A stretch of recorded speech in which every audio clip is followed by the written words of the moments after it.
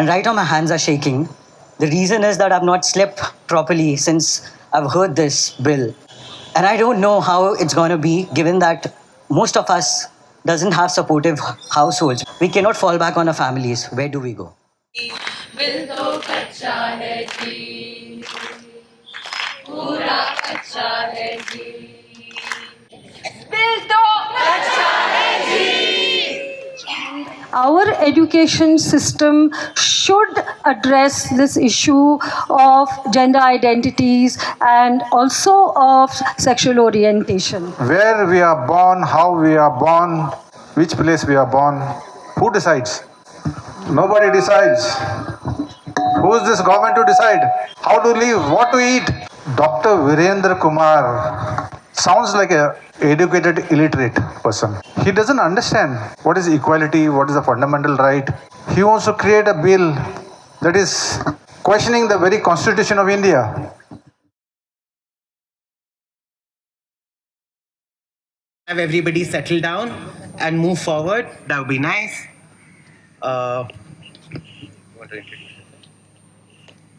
Good evening, everyone. Dearest transgender lovers and friends, dearest non-binary lovers and friends, trans women, trans men, women, men, folks of every gender, sexuality, caste, religion, and country. We have gathered here today in a moment of anger, in a moment of rage, in a moment of helplessness, where we've gathered here in solidarity to raise our voices against an unjust and extremely awful and discriminatory amendment bill. And we hope to raise our voices and share different points of view. I'm Dr. Andy Silvera, an associate professor. And we have... My name is Saz. Yes. So we'll begin with reading the preamble. We can start with some slogans. We'll say, Amka Naka, please say trans bill. Amka Naka! Trans bill! Amka Naka! Trans bill! Amka Naka! Trans bill! Trans bill मेरी जान का दुश्मन हाय हाय हाय हाय trans bill मेरी जान का दुश्मन हाय हाय हाय हाय ये trans bill मेरी जान का दुश्मन हाय हाय हाय हाय और इस बिल से चाहिए क्या आजादी हम क्या चाहते आजादी चीन के लेंगे आजादी किससे इस बिल से बिल नंबर 79 से चाहिए आजादी प्यार से लेंगे आजादी चीन के लेंगे आजादी फाड़ के लेंगे आजादी. We'll just start with the reading of the preamble. हम थोड़ा थोड़ा बोलेंगे आप पीछे अगर रिपीट करो तो अच्छा होगा. We the people of India, We the people of India, having solemnly resolved to constitute India into a sovereign, socialist, secular, democratic republic, and to secure to all its citizens justice, social, economic, and political liberty of thought, expression, belief, faith, and worship, equality of status and opportunity, and to promote amongst them all fraternity, assuring the dignity of the individual and the unity and integrity of the nation in our constituent assembly this 26th day of November 1949 hereby adopt, enact, and give to ourselves this constitution.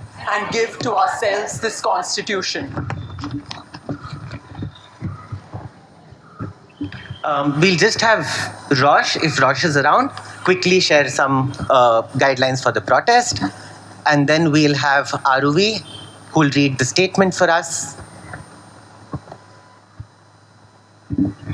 Thank you and salam everyone. My name's Rosh. Just wanted to share some safety, care and accessibility processes we've set in to ensure that everyone's feeling comfortable and everyone can participate in their best capacities. So we have a dedicated team of care and accessibility volunteers. They'll all have a pink band. Sorry, I've just dropped mine. They have a pink bracelet or a red bracelet. So just watch out for them. They'll be across different zones. They are responsible for helping you navigate any exits, entrances, support to get to the restroom. They can also answer some questions or queries you might have. They're there for that. We also, just over there in the corner where the red stage is the info desk. So if you have further queries, you need assistance, you may approach a volunteer or you can also go to the info desk. We do have water stations. We've got 5 water stations around. There's cups, there's drinking water. There's also hot chai. So please make sure that you're hydrated, you have some chai, take care of yourself. And if you need any assistance, reach out to the volunteers. We've got first aid kits, we've got first aid responders. Again, reach out to the volunteers, they'll direct you there. We also have oral ORS saline. We've got other provisions. So the idea would be to identify the volunteer with the band, or if you can make yourself to the info desk, that's where it will be. Yes. Next, we welcome Aruvi, a researcher, poet, and academician.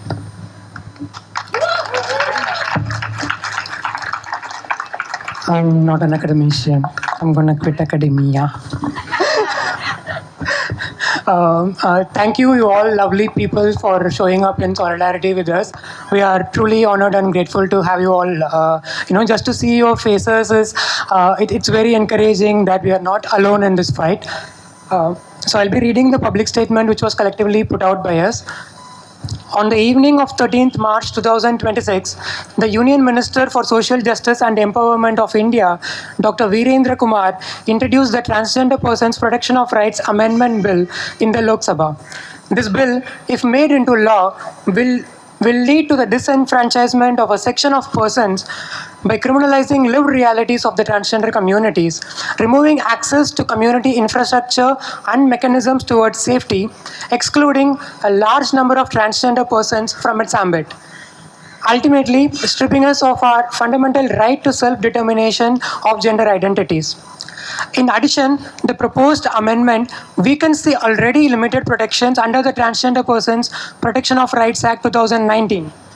Our specific and most pressing concerns: the process leading up to this bill has been exclusionary with no meaningful consultation with the transgender communities. This bill creates an arbitrary classification within transgender persons without any scientific basis, relying on vague and unquantifiable standards such as genuine oppressed persons or those in actual need of protection. It recognizes only a few socio-cultural groups while excluding others, despite all transgender persons having the same constitutional right to self-determination. The bill shifts the foundation of gender recognition from self-perceived gender identity to state-controlled medical certification, placing transgender persons under invasive scrutiny by administrative and medical bodies. This is in violation of the golden trinity of fundamental rights, that is Articles 14, equality before the law, Article 19, 1A, freedom of expression, and Article 21, right to life, dignity, and personal liberty. It also violates the rights provided under the Transgender Persons Protection of Rights Act 2019, as well as binding legal jurisprudence on privacy, dignity, bodily autonomy, and self-determination. Such state control on gender identification is not exercised on cisgender individuals, making the bill discriminatory.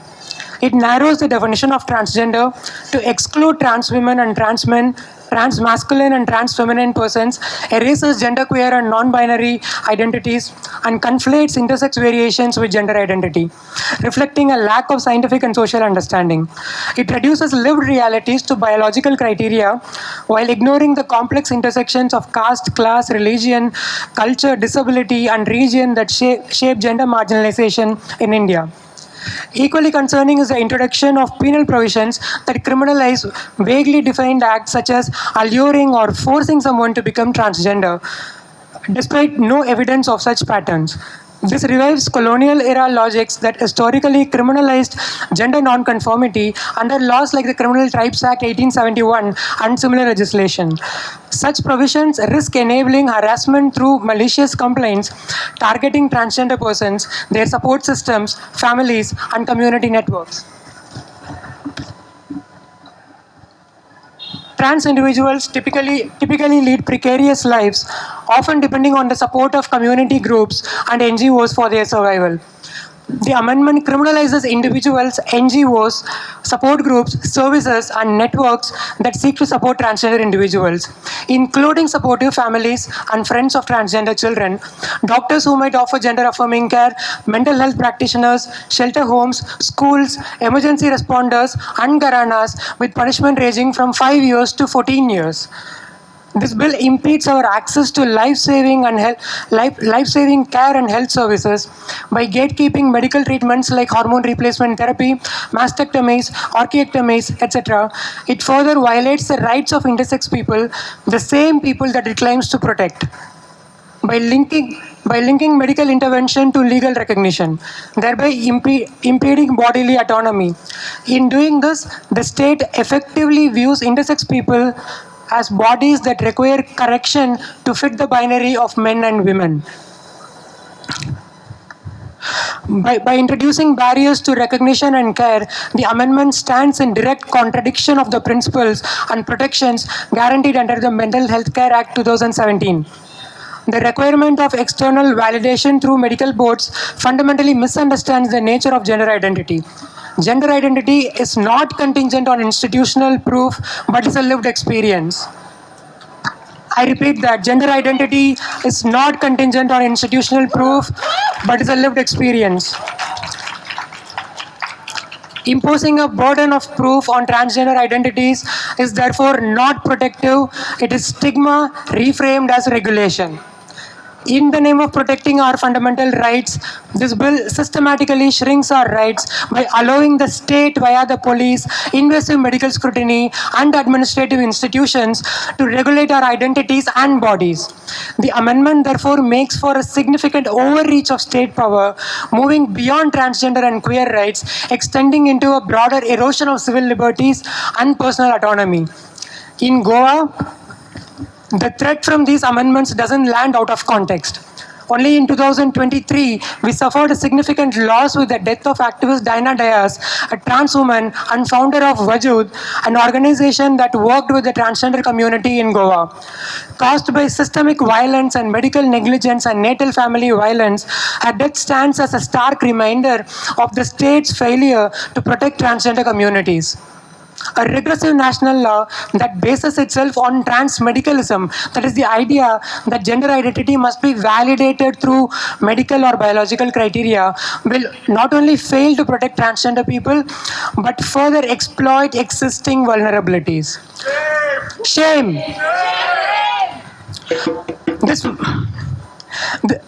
This moment calls for collective response, especially in the context of a government that has slowly been stripping away the rights of various marginalized groups. The repercussions of this bill will reverberate far beyond the transgender community.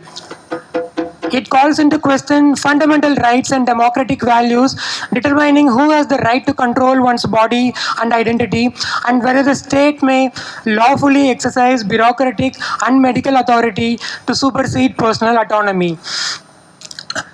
We urge the people of Goa to use your online and offline forums to carry forward our demand for the rejection, for the categorical rejection of the amendment bill. We want the amendment bill to be withdrawn, and please please join us as we publicly oppose the bill and advocate for community-led consultation processes.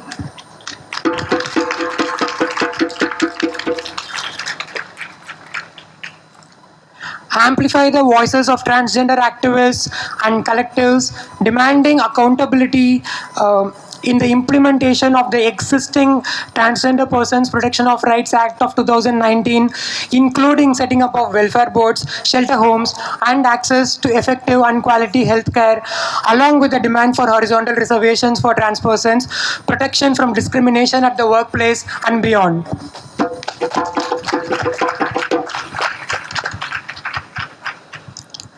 As the bill is set to be discussed in the Lok Sabha in the coming week, starting tomorrow, we urge every single one of you to use the web address which is there in the public statement, which you can get free copies of.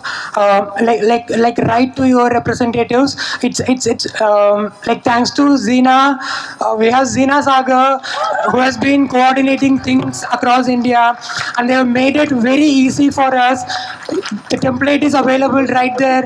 Go and sign and let the MPs know that we are not alone in this one, that the people are with us, that we are not going to stay silent.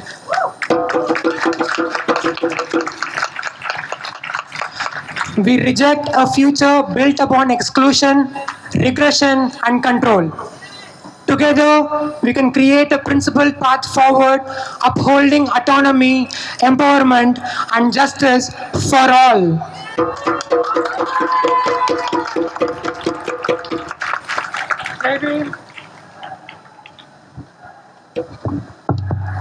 Jai Bhim, Inqilab Zindabad, Amka Naka Trans Amendment Bill. Amka Naka, Amka Naka. Amka Naka, Amka Naka.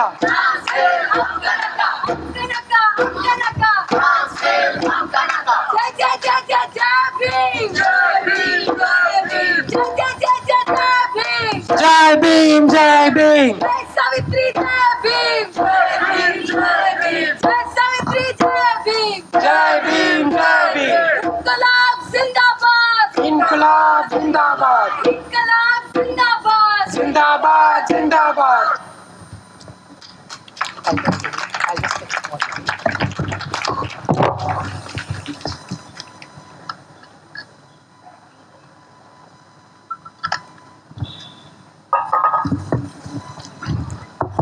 It's me again. I'm sorry.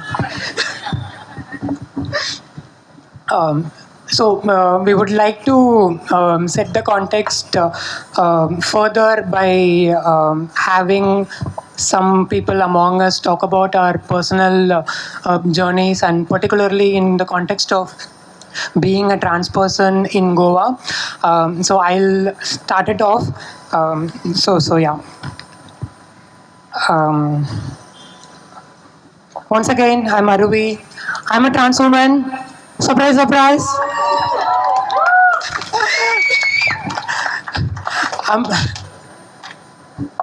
I'm pursuing my PhD in philosophy at Goa University.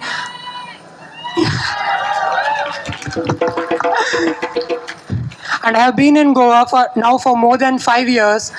And this land, which feels home to me, has also sustained and nurtured my trans self, my trans identity. As it keeps holding my personhood together.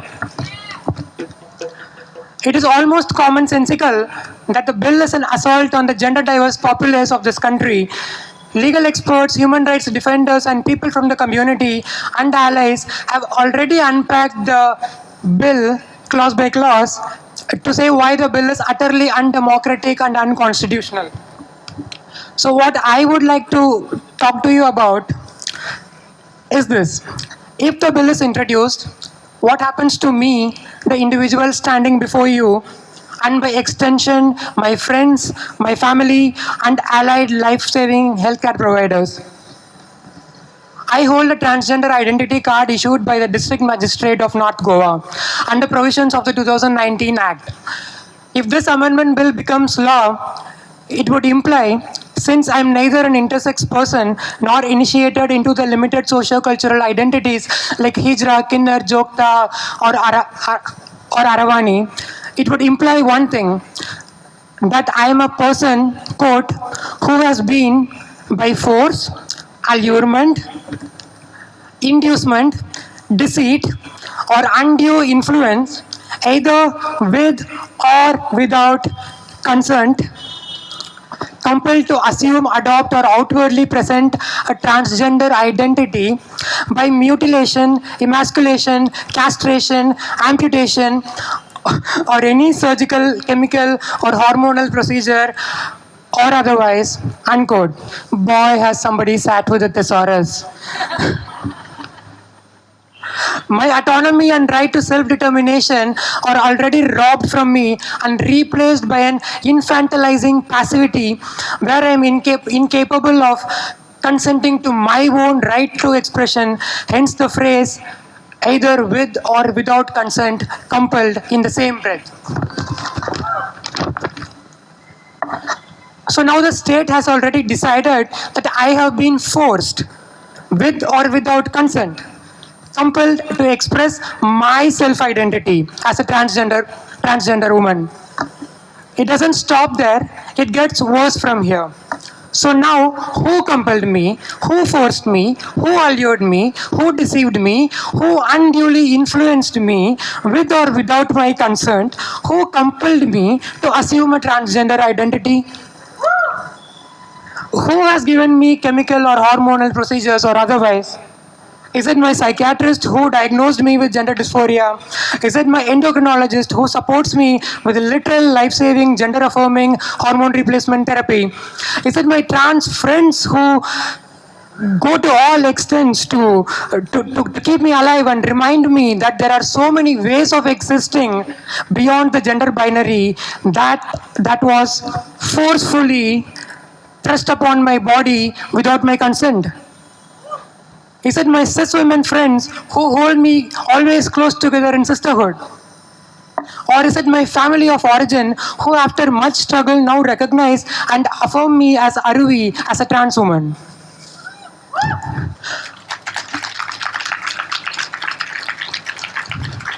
Or is it that one friend of mine who even before I came out to her had dreamed of me being trans? The answer? All of the above and some more, many more, are culpable anywhere between 5 to 14 years and a fine which goes on to lakhs. Every single one of you who are here are also made culpable because you are forcing me, alluring me to affirm my own gender identity. How does that sound? Shame! Shame! My dear friends, can you imagine being imprisoned for 14 years for just affirming a person's gender identity? Be it your friend or a family member or anybody else for that matter. That is how ridiculous the bill is. So the state will now put my entire support system in prison, and of course, it is going to put me in prison as well for enticing, alluring, compelling, unduly influencing my very trans friends, with or without their consent, to adopt a transgender identity. We're all going to prison. The state ignorantly claims that the 2019 Act is meant to protect only quote-unquote genuine transgender persons. So what am I? What am I? What am I? What am I? Do you not find it genuine that I could not betray myself by living a gender reality that was not mine? Do you not find it genuine that I took responsibility for myself and came out as a trans woman? Do you not find it genuine that I take myself to places as who I am? Do you not find it genuine that I have left a life which felt like lies, buried it, and started over, thinking it's either this or death?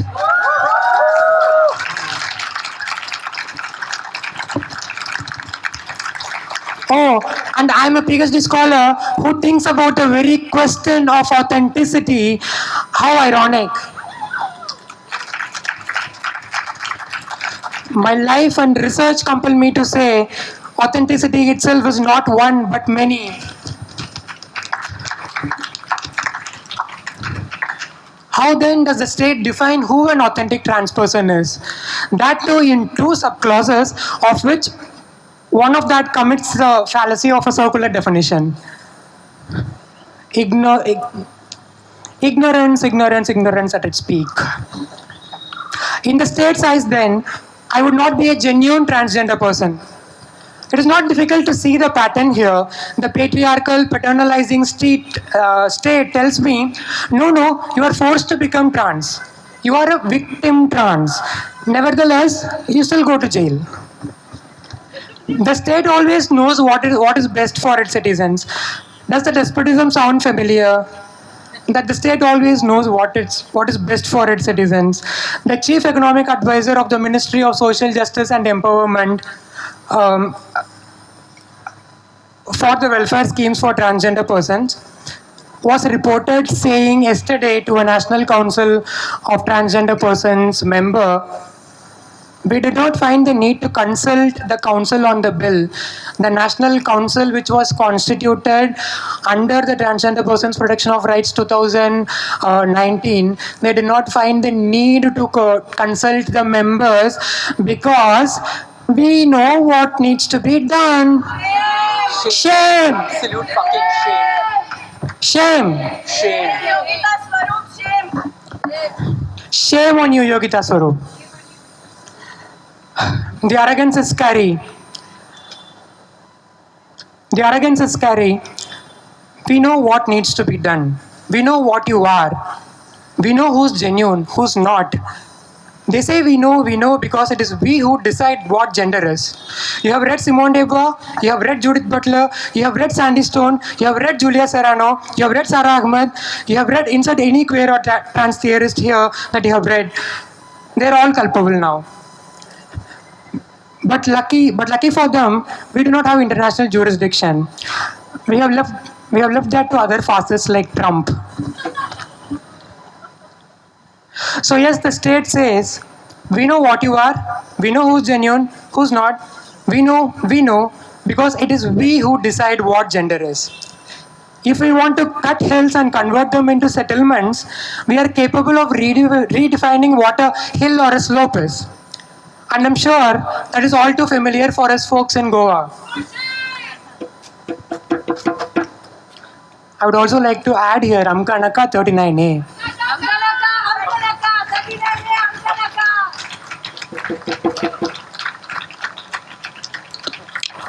That is state control of bodies extending to nature. I'm bound to remind everyone that more often than not, definitions are antithetical to lived experience. Now, what happens to me if this bill is passed? And my endocrinologist says that, no, I do not want to go to prison for your sake, so I can no longer prescribe you the HRT which you need to get through your life without killing yourself. What if every endo sends me away saying the same thing? I still remember the day when, more than 2 years back, I went to apply for name and gender change in my Aadhaar card. I did not think it would be possible. So when it happened, as I was coming back home, I could not help but stop along the fields of Bastora and gaze into the horizon and say, nothing will be the same from now. I'm anxious and scared at the conditions of possibility that are opened for me now. I acknowledge my accessibility. I feel free. Yes, I told myself, I feel free. By taking my rightful recognition away, the state would once again alienate me and persecute me socially, taking my freedom away and erasing my life world. Also, if the bill comes to pass, I can no longer access the gender-affirming surgery, which I have been telling myself I'll get once I finish my PhD. For I would no longer be recognized as a transgender person. For the amendment bill does not consider trans women as transgender persons genuine enough to be protected. A well-wisher from the district collectorate once remarked, Arvi, your transgender ID card is like your second birth certificate. These words still resonate with me, now stronger than ever. One birth certificate already has my dead name, and the second birth certificate, which has my name, will be rendered invalid. Is the amendment bill not then my death certificate? Is the amendment bill not our death certificate? So I leave you with our demand, Amka Naka Trans Amendment Bill, Amka Naka Trans Amendment Bill. And please say it with me once, Amka Naka, Amka Naka, Amka Naka. Dev Bhare Karo. Thank you so much, Aruvi. Let's please clap in solidarity. Next, we have Harold, a fashion designer who will share her experience of being with Wajood and the experience that she had. Thank you, Andy. Today I am here not as a fashion designer, just as a part of the community. And it's my first time here at Azad Maidan also speaking. But this is the time where we have to stand up for the community. And I would like to speak about specifically relating to Dinah. This was in 2017 when we had the first Goa's trans organization. She had started in presence of Albertina Albida and Peter Borges, Wendell Rodrigues. And trust me, it was very difficult for her initially to start. I was there for the inaugural. And after that, she did her advocacy consultancy, both in and outside Goa, specifically for the trans, gender non-conforming, non-binary, especially for the youngsters. But unfortunately, today she is not there. We lost her in 2023, January, after losing contact with her in the second wave of COVID. So today, in respect to her, she would have been playing I was close to her, and she would have been playing a lead role here, because she was not, now according to the bill, we are supposed to be in any one of the traditional communities, or we need to undergo the medical procedures, which she was not part. She was exposed to the traditional communities, but she was never part of those communities. And but she had the certification, she had a transgender certificate, she had Aadhaar card, she had the voter card. And now this new bill, this completely alters, it leaves a whole section of us out. And specifically in Goa, since we don't have we had been separated from the Indian Union, and we were colonized, the Portuguese in this. We don't have the traditional communities here. So it specifically, it implies to us here. And what is disheartening is Dinah being a very powerful activist, someone very vocal. Okay, and but still, when it came to her family, when the time came for the help during the second wave of the COVID, she was quite left alone. Like, there were very few people who were there. In fact, I myself met her 2 years later after losing track of her in the Institute of Psychiatry in Goa, the IPHB. And trust me, we didn't even have the staff there which was sensitized for this. And because of her own advocacy, we got a place for her in the female ward itself. I think that is the first time. Otherwise, they put the trans persons along with the men. And this is where the state of the trans rights in Goa is. And thankfully, because of her, we got that. And during the COVID time that she had the work, we had distributed rations. She saved a trans person. Some trans person had actually died. She had to carry out the funeral rites of that trans person. And unfortunately, we lost her, and we also lost Vajood, Goa's only trans organization led by a trans woman. And I could not myself devote to it fully because I was already occupied. Yeah, so with reference to all this, if this thing can happen to a trans activist, and they are putting this bill, and we'll lose a person like her. So what's the point of this bill for us? The huge chunk, like the non-binary, we are here because of the gender dysphoria, and we know what it is to go through the gender dysphoria. And now, how do we, to prove that, do we actually have to go through a surgery? It should not be, right? Yeah. So I think when the government does creates bill laws for the community, I think they should consult the community, the very community which they are making the laws. Otherwise, we will have response like this. Nothing direct against the government, but consider us, and especially when it comes to Goa. Do we have our native speakers here? Kokni? Koni Goinkar asa tanga? Okay. So, especially for Goa, I think आमकां खूब जरुरी it's very much needful for us की aware जावपाक जाय. It's the right time.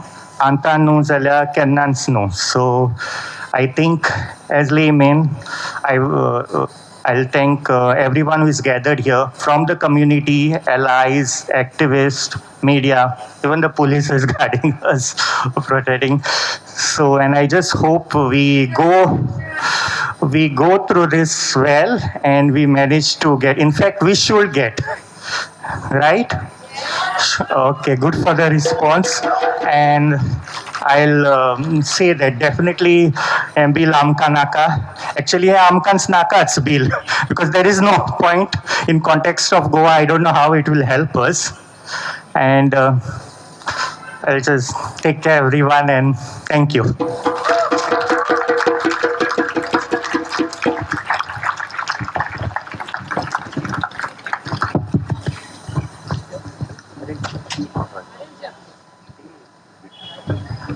Apologies, we misgendered Harold when Harold went up.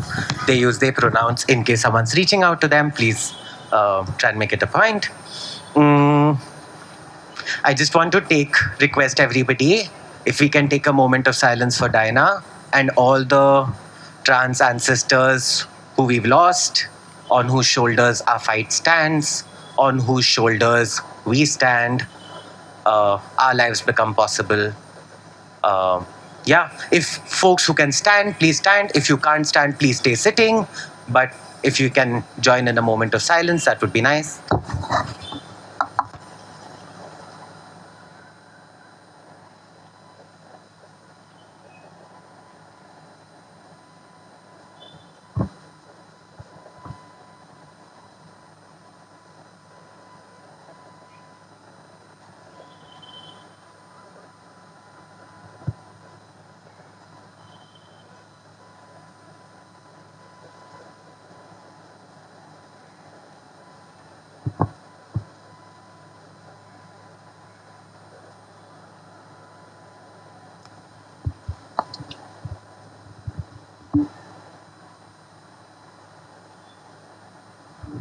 Thank you, folks.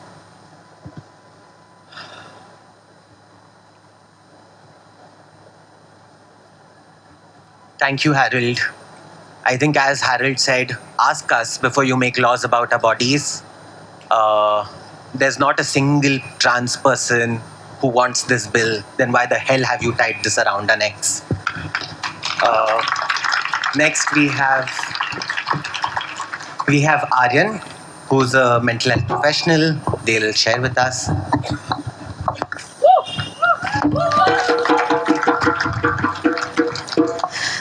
Hi, my name is Aryan and I'm a trans man. I'm also a mental health professional. So today I'm going to speak about how basically तोड़फोड़ करेंगे medical system का. That's what we are going to do today.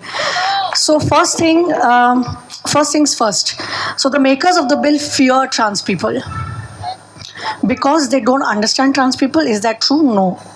But they are afraid of flourishing lives of trans people because visible and happy trans people will make everyone question oppressive gender norms that they have agreed to. So I'm not going to be here scared and say why you didn't see me. I know why you didn't, because you are a coward. Yeah. We will speak about the fear and the paranoia that the government has, that they are projecting on us.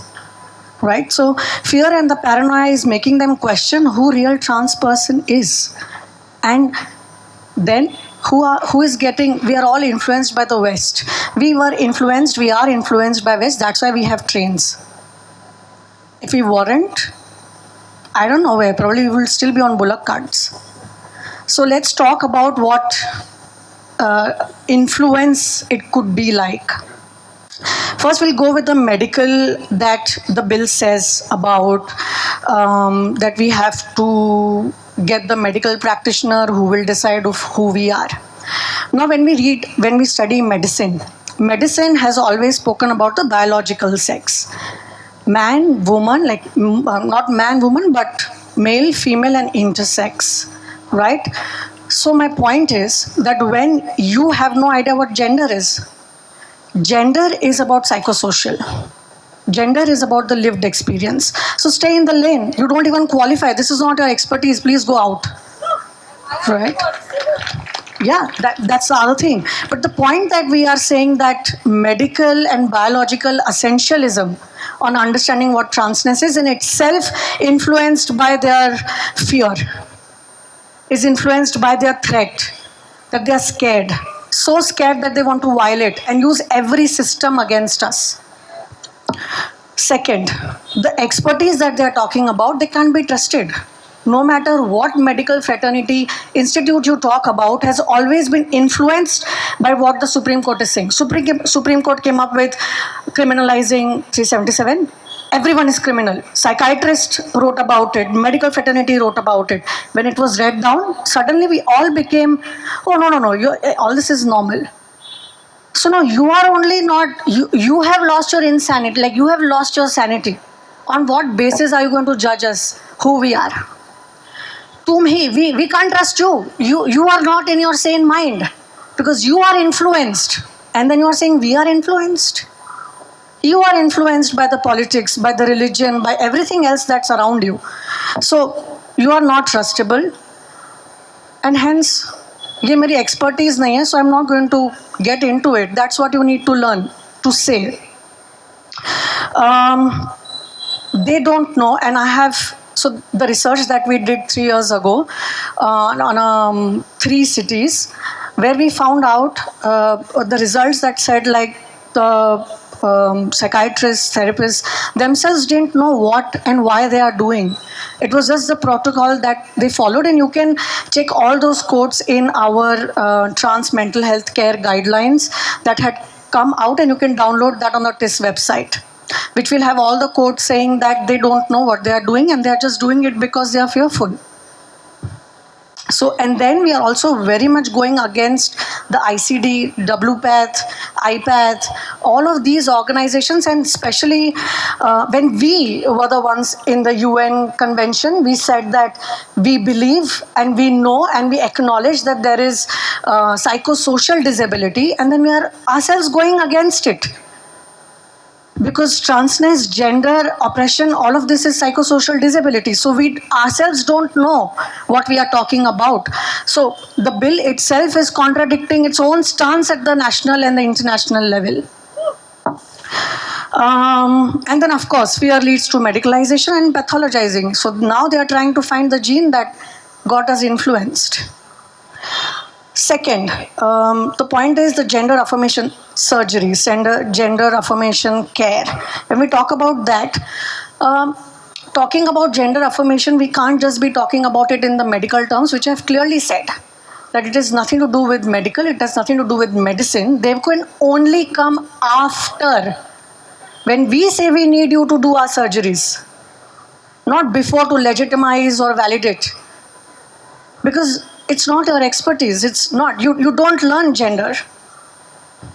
So leave that up to us. Hence, the gender affirmation care becomes the part of preventive care, preventive and life-saving. I forgot the word. I'm nervous. Yeah. So it becomes the life-saving surgery as an essential and not an elective in that sense, which also we are very broadly talking about it in our research. Okay, so mental health services cannot be seen as medical or physical, but actually psychosocial services. So what are we actually trying to do by saying that it is medical and this is biological and blah, blah, blah, etc.? We are saying that absolutely withholding the services. And by withholding, we are actually saying that we are going to discriminate. We are going to discriminate. We are going to say that because you are this, we'll not offer you. We will not give you services. We'll not support you. We'll not love you. You're not worth it. You are not good enough. You are bad. You don't look like this. You don't suffer like this. You don't come into our stereotype of vulnerable, abla, trans people. So we don't give you that. And that is absolutely discrimination. Shame. By this, you're also putting trans people to then access illegal services, unqualified professions, and we all know how many unqualified professionals that are there. We are all, even after having Nalsa Judgment, Trans Act, we still go to surgeries and the surgeries are not good enough. So then we'll be forced to go to unethical practitioners, right? So that again means that you are pushing us to death, like my trans sibling just said. So we will be forced to go to these places. So then choose and be into the constant dilemma of safety over my life.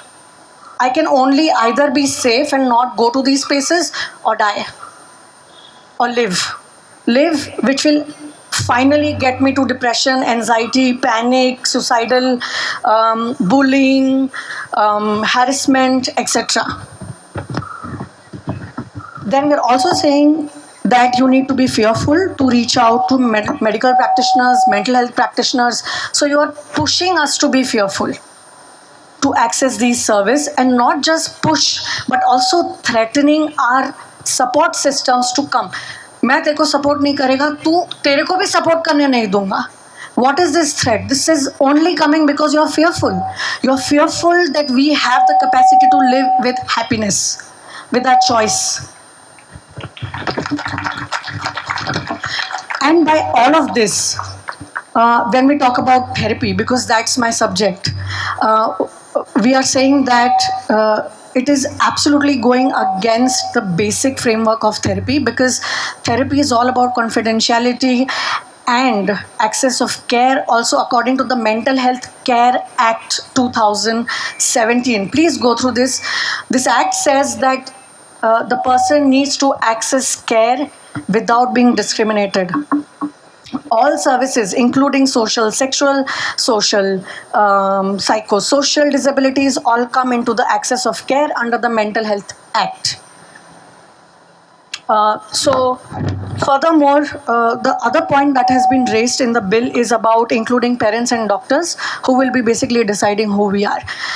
Historically, and also there are n number of studies that have been done where we have proved, there are results which says that the first violence that happens is in the homes. The first people who violate us are our own homes. And also doctors. There are a number of studies that talk about how abusive and how we are known, the structures are known to misuse of power. So my question is that then why are they even there in the bill? What are you even trying to tell us? So अभी ऐसा तूने तेरी mummy को बताया क्या तू trans है? Mummy को बताया, पापा को बताया? What are you trying to do? Is to indulge in to put fear into us. Why? Because they are scared of our happiness, of our audacity to live, of who we are. So it is very much against the basic ethical framework of therapy and any kind of healthcare that we are having in this country. Another point which I feel is very important that we don't talk about is how then we are also putting us state-sanctioned conversion therapy. That will come up. Detransition, therapies, detransition care, all of this will be sanctioned by the state to put you back into your place. So this is of course going to result in the mental health crisis, depression, anxiety, suicidality, ostracization, isolation, which is a single most single most factor which leads to suicidal ideation. So now you are saying that you are ready for people to handle, for the structures to handle the mental health care crisis. Even existing mental health care gap is 90%. So are you ready? तुम्हारे में है क्या?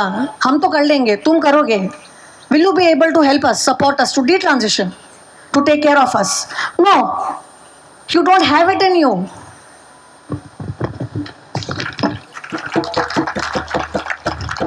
And the last point, which I feel is very important for me and for all the trans men and also other gender diverse population, is that you are forcing us to choose between my citizenship and me. So now you are saying, if I get raped tomorrow, or if I get hurt, I've been violated, so if I go to the police, I go to the doctor, so are they going to see me as a citizen of this country or as a trans person? So you are saying that now I have to choose that am I an Indian citizen who pays taxes, who votes, who puts everything possible to be in this country as a sane citizen and a contributing citizen. And then you are saying that, no, sorry, you are not. So it's about your convenience and your fear and actually about my right. So you are forcing us to now choose that am I going to be a citizen of this country or a trans person? This is the biggest violation then the state can do and the government can do. So it is just not about the quest of the authentic self or who is authentic. No, the deeper question is, are you a citizen of this country or not? Do you qualify to be a citizen of this country or not? So this is not just about my authenticity of trans, but my statehood, my citizenship. Thank you.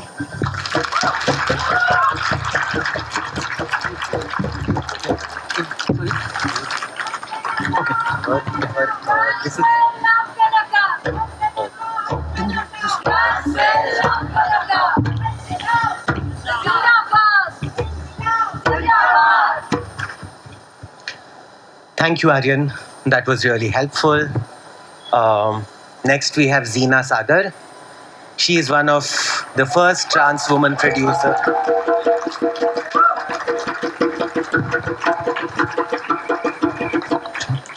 Zina is one of the first trans woman producers coming from a Dalit background and a trans rights activist.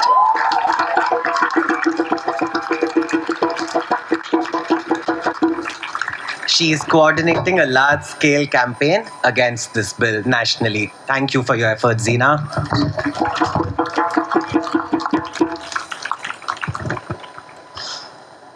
I want to take this moment to breathe. Just for a moment, just for 2 seconds. And I want you to breathe with me. So you're going to close your eyes. Just for 5 seconds, not much. And you're going to take deep breaths. You're going to inhale, you're going to exhale, and you're going to remember Diana Diaz. You're going to remember her face. You're going to remember her voice if you've seen her in news channels. You're going to draw from her power that she had when she was going in the streets of Goa, erupting from Vajood, which was erupting from her Vajood, which was powerful, and she drawed from something unique. We are all drawing from that power today. The power of action, power of change, power of belief. These 3 words that she stood for. And I think till her dying breath, as a trans sister, I feel that she also stood for these, even while she was breathing her last breath. You know, what will happen to my people? What will I do? Right? And with this backdrop,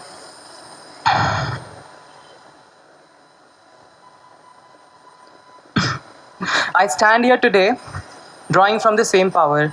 Standing here, I feel more Azad because of her.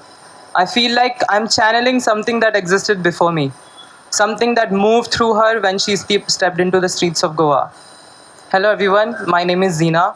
I'm a Dalit woman of trans experience, and I want to begin with simple statement that B.R. Ambedkar made long back.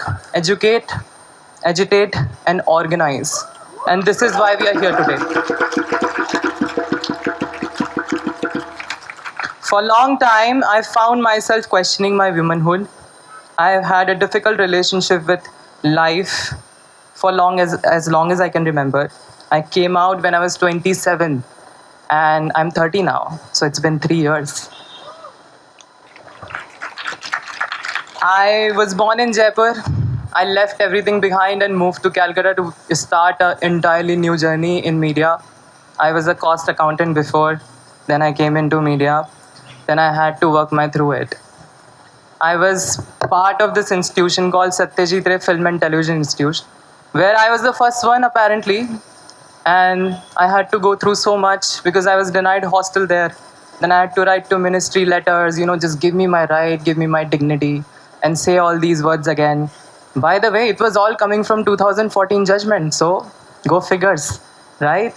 So that's how it began. And since then, since 3 years have been continuous battle of discovery, challenges, explorations. But here we are, standing here, still breathing, just like you all did right now. And we are drawing from the same breath again. We are remembering that we are alive and we are here to thrive.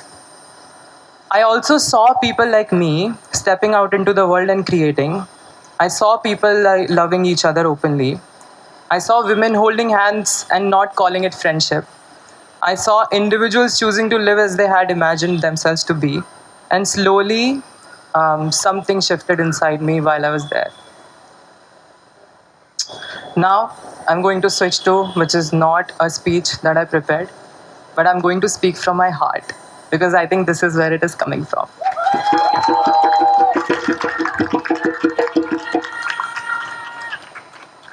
I had to file a case in Calcutta High Court while I was in Calcutta, where they said that even though I have a trans ID, I should not get the F binary marker. Why? Because I have not had surgery. Because I have not undergone certain changes that the law requires for me to go. It was already there, by the way, it's a new thing. It's not a new thing, it always existed in the law itself. And I've been fighting that case for 2 years now. It has not moved anywhere. And now with this new inception of Transgender Bill 2026 Amendment, such a beautiful, precarious, technical name that they have created again, we have again found ourselves going back to the 1872 Criminal Tribes Act, which Britishers created long back to encircle us, to capture us, to make us our own prisoners, so that our cultures and histories can't be created, so that we face extinction from the South Asian continent as human beings. We don't exist yet. Even after that, even after so many years, we exist and we are here. And this is the testament to that area. While saying this, I wanted to boost our morals also, because I think we know that the bill is bad. And we also know that the bill has certain technical changes that you can all read from against the bill page that we have created. But I want to speak from my heart and say that there's a possibility that bill might go through. There's a possibility. What happens then? I'm saying. What happens then? We are not going to give up. We are going to keep continuing our fight. We are going to keep continuing our rights, asking for our rights. We are going to keep saying what we are saying right now. We are going to amplify our voices as louder as possible. We are going to say no, and we are going to write to our MPs saying that we do not want this bill, because 15,000 people have already written. That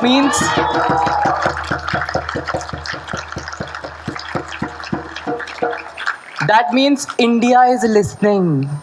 You know how many people are? 15,000 people.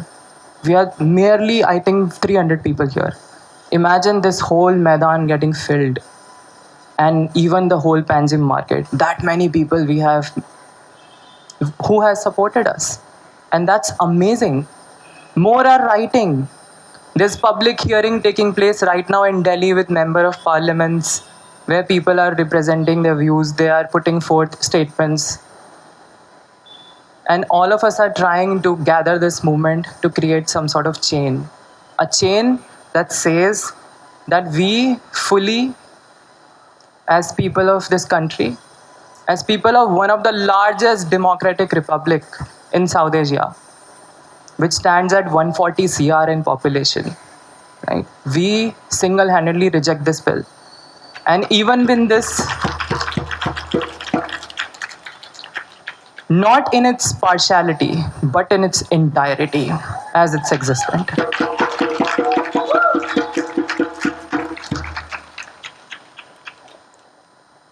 I think it is a great disaster if country does not follow its own democratic processes.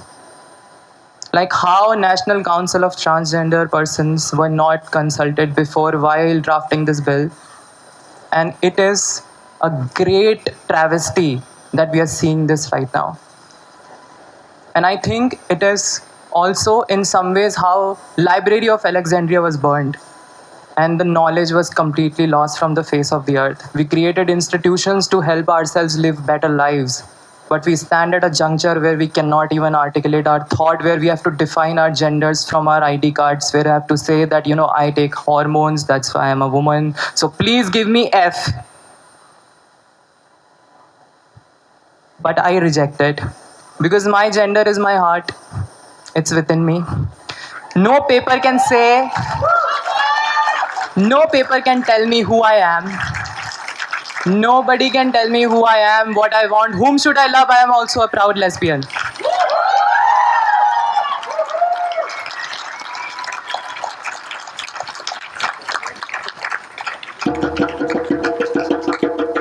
With this, some serious considerations of medical access and HRT, because I think it's very important that we also discuss it.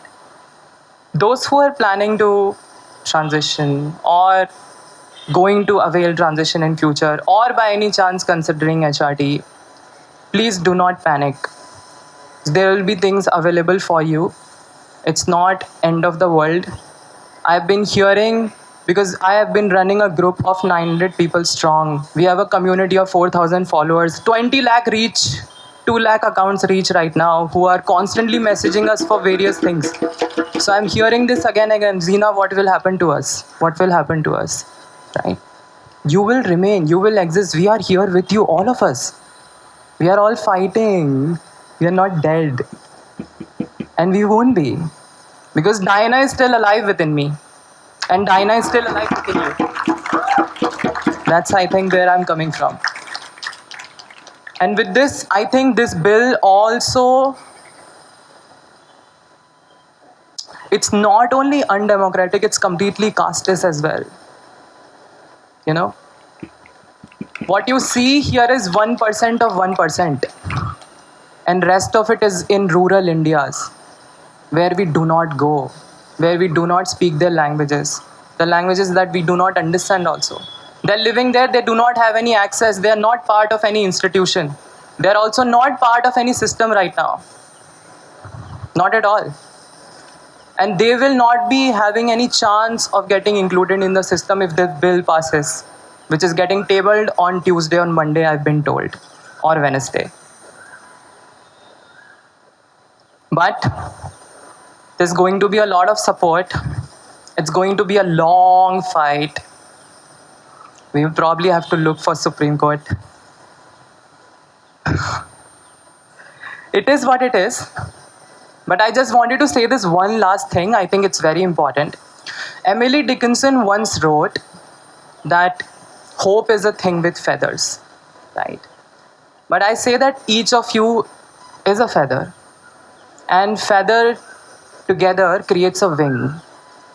And there are many wings in this country now that are taking the bird towards its eventuality. right?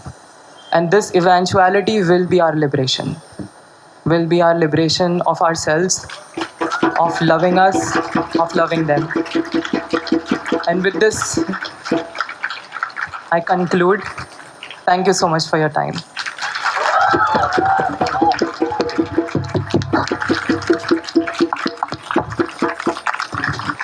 Thank you, Zina, for your extremely powerful words.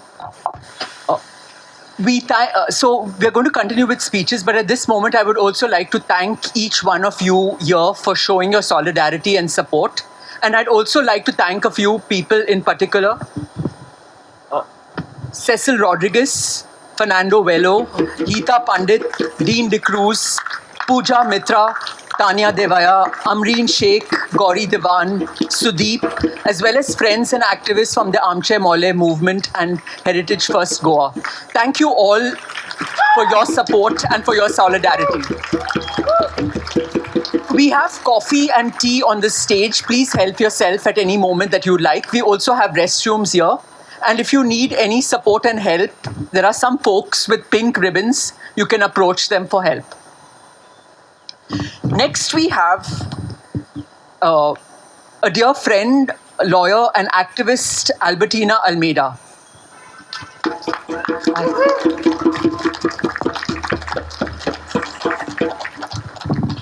Thank you, Andy. As I stand in front of you today, I remember two people. Dinah, of course, you all have spoken about, but one person who committed suicide at somewhere around the beginning of this century. I think it was in 2001, if I'm not mistaken. She was... Yes. She was an intersex athlete, and she went through the violence of this sex verification regime, and there was some issue with the coach, and the coach used it as a way to blackmail her and got it all out splashed in the media, and then she couldn't take it anymore and she jumped into a well. Her name was Pratima Gaonkar. She jumped into a well and committed suicide.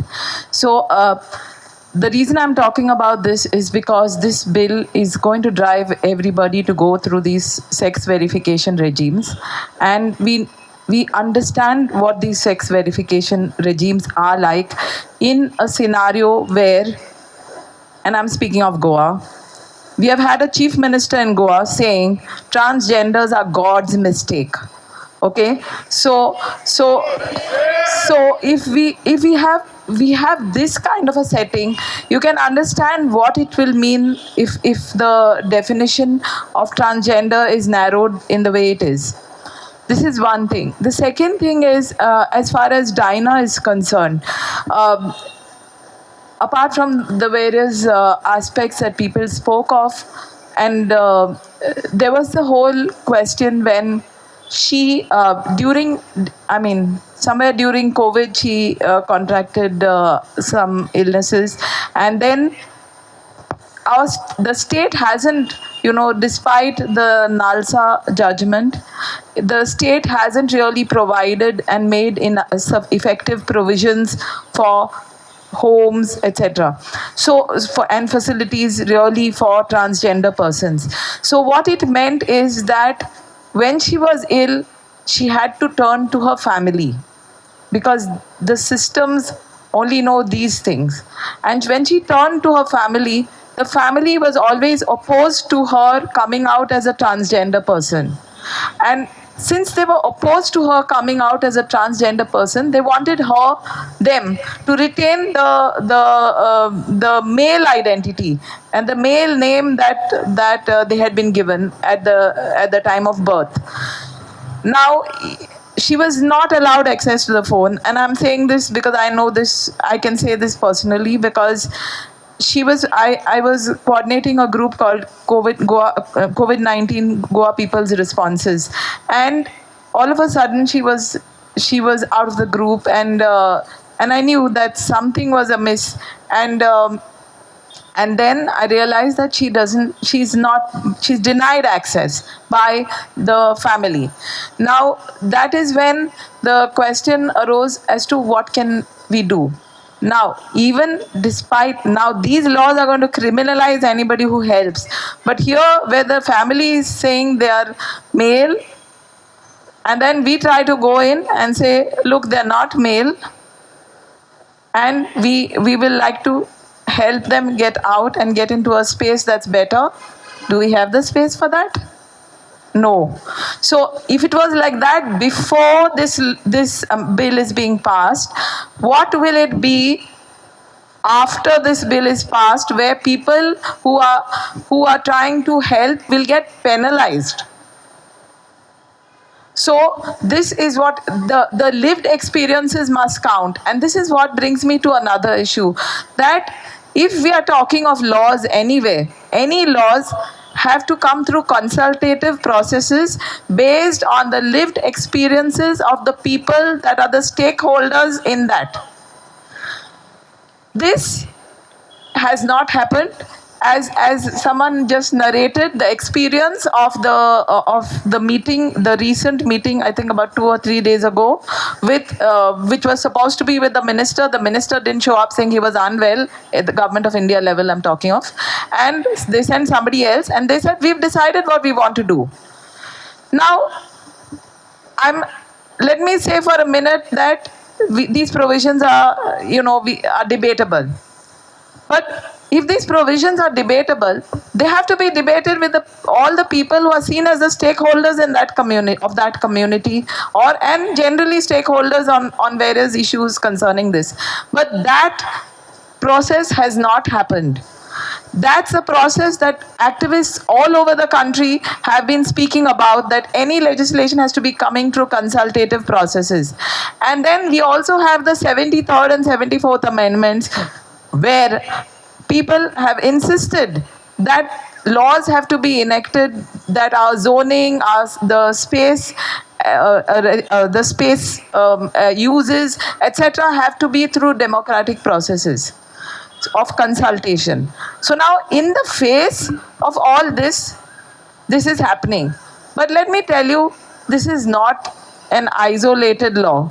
This law is part of a continuum of several legislations happening in the country, and several legislations of those types in other parts of the country which are going to come into Goa. And I will give you 2 recent examples of legislation. One is the anti-conversion legislation. The anti-conversion legislation talks of allurement. And it gives such a broad definition of allurement that if someone is hungry, you're going to offer that person something to eat. And that person still chooses to convert. But because you offered that person something to eat, that means that person, you have allured that person into conversion. That is as how broad the definition of the word allurement is. And this is there in several of the anti-conversion laws that have come up in the rest of the country. पूण आमी कितें सगळीं म्हणटा, म्हाका कित्याक पडला, हें ट्रान्सजेंडराक लागता, थिंगा आनी कोणाक लागता, हांव काय हें न्हू. So my point is that when it comes to all kinds of minorities, all kinds of marginalized sections of people, these are the issues that are rising. So when it comes to conversion, our constitution guarantees a right to freedom of religion, a right to convert also. It includes the right to convert. Ambedkar, who is the founding father of our constitution, has converted. What more do you want? But the thing is that they are trying to curtail our fundamental rights. Okay, and the chief minister is talking about getting anti-conversion laws in this, and they keep on trying to flash some things in the news about some conversions taking place and forced conversions, etc. The point is, there's nothing that warrants the anti-conversion laws today, and in Goa. That's one law. Another law that has come, you see, they talk of uniform civil code and it sounds quite interesting, Oh, they keep saying, oh, you won't have Muslims with 4 wives, like Muslims with a man who can marry 4 wives, etc. But let me tell you, uniform civil code is not something by itself, which is a great thing. There's no value in uniformity or diversity. The value is in the justice in those laws. And when it comes to uniformity, now Gujarat has come up with a uniform civil code bill. So this is what I'm trying to say. They're infantilizing people. They think they don't have the capacity to take their decisions about whether they're transgender or not. They don't have the capacity to do anything. Poor things, we need to help them. So to help them, to help people, now the Gujarat Marriage Registration Amendment Bill, what does it say? It says that they have to say, the couple has to say when they go to register their marriage that they have informed their parents. I'm not talking of children getting married here. I'm talking of adults getting married. They have informed their parents. Not only that, they have to give their Aadhaar numbers and mobile numbers of their parents. Now, if this is what, and together with it, they are also talking of some uniform civil code there. Now, this marriage registration thing will be uniformly applicable, okay, to everyone. So, if this is the kind of uniformity, let us not forget that in the name of, because here also they say in their statements of objects and reasons, this is to be able to streamline and enable people to properly access. But that is the language. They are appropriating the language and saying that for this, uniformity so that women don't suffer, you see, and all that. Therefore, they have to take permission of their parents basically. You see, it's so everybody is being infantilized at all levels, whether it's through anti-conversion laws, whether it's to marriage registration laws. So what I want to say, and not only at these levels, I shouldn't say not only, but not at these levels alone, but at also other levels. You have section 39A of the Town and Country Planning Act. What is it saying? You people know, you don't know how to decide what zone, which should be the zone under which this property comes, or that area comes. You can't decide that, you're like you don't have understandings.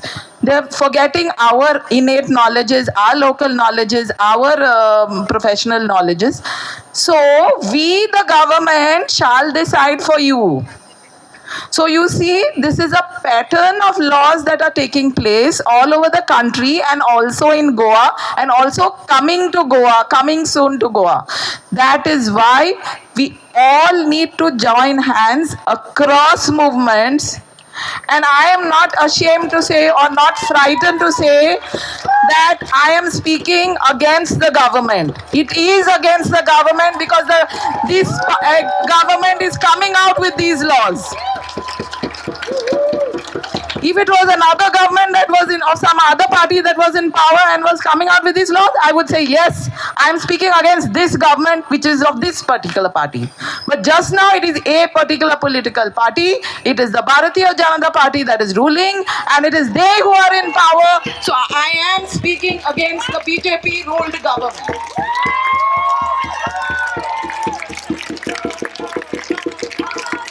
So therefore, in all this, I would say it is my call to everyone to join hands across movements, because they are infantilizing us as individuals, as communities, and as people.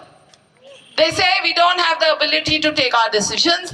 We have to stand up and say we have the ability, we have our knowledges, and we will take decisions.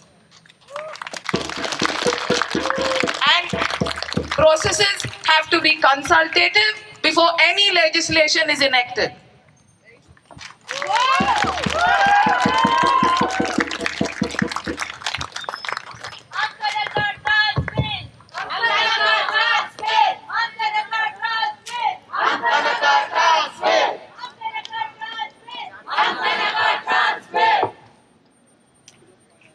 Thank you, Advocate Albertina Almeida. We really appreciate the wisdom that you shared with us. And yes, we need to really come together across identities, across movements, across who we are to be able to show up for each other. This is so heartwarming to be able to see so many people show up over here. Thank you. We really appreciate it. Next, we have Megha, who's going to sing. We are going to sing with Megha. Thank you.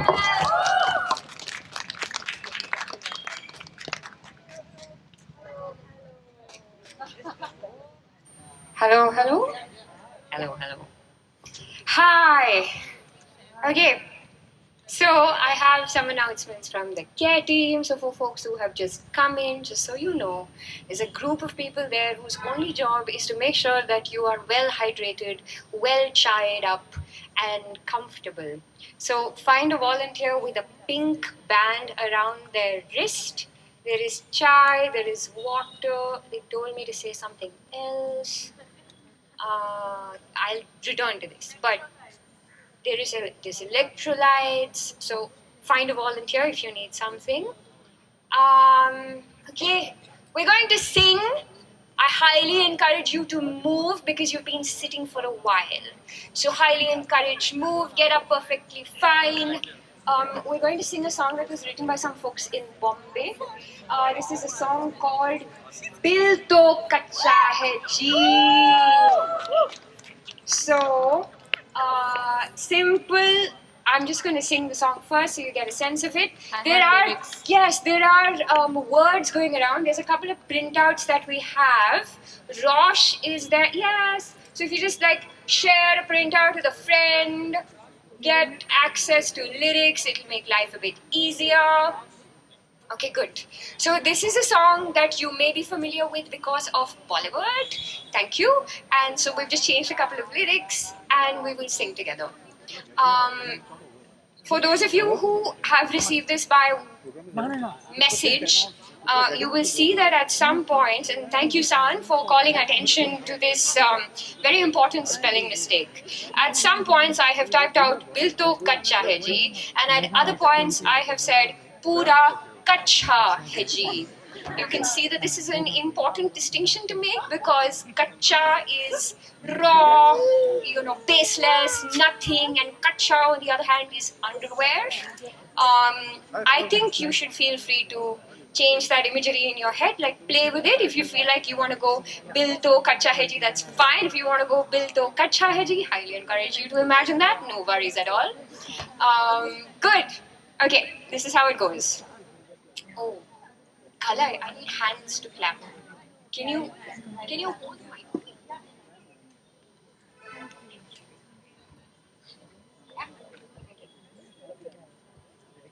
So I'm just going to sing this so you have a sense of it, and then we'll go into call and response, which means that I will sing one line and you will echo it back at me. I am the person standing at the edge of the mountain and you are the mountain, so you have to echo it back at me. Otherwise, I'm just some lonesome person standing at the edge and the mountain isn't singing something back at me. So highly encourage you to do that.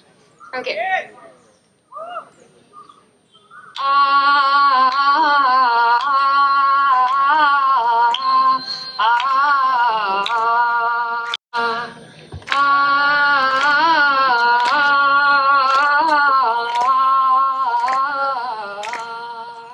कैसे पूछे बिना ये बना डाला bill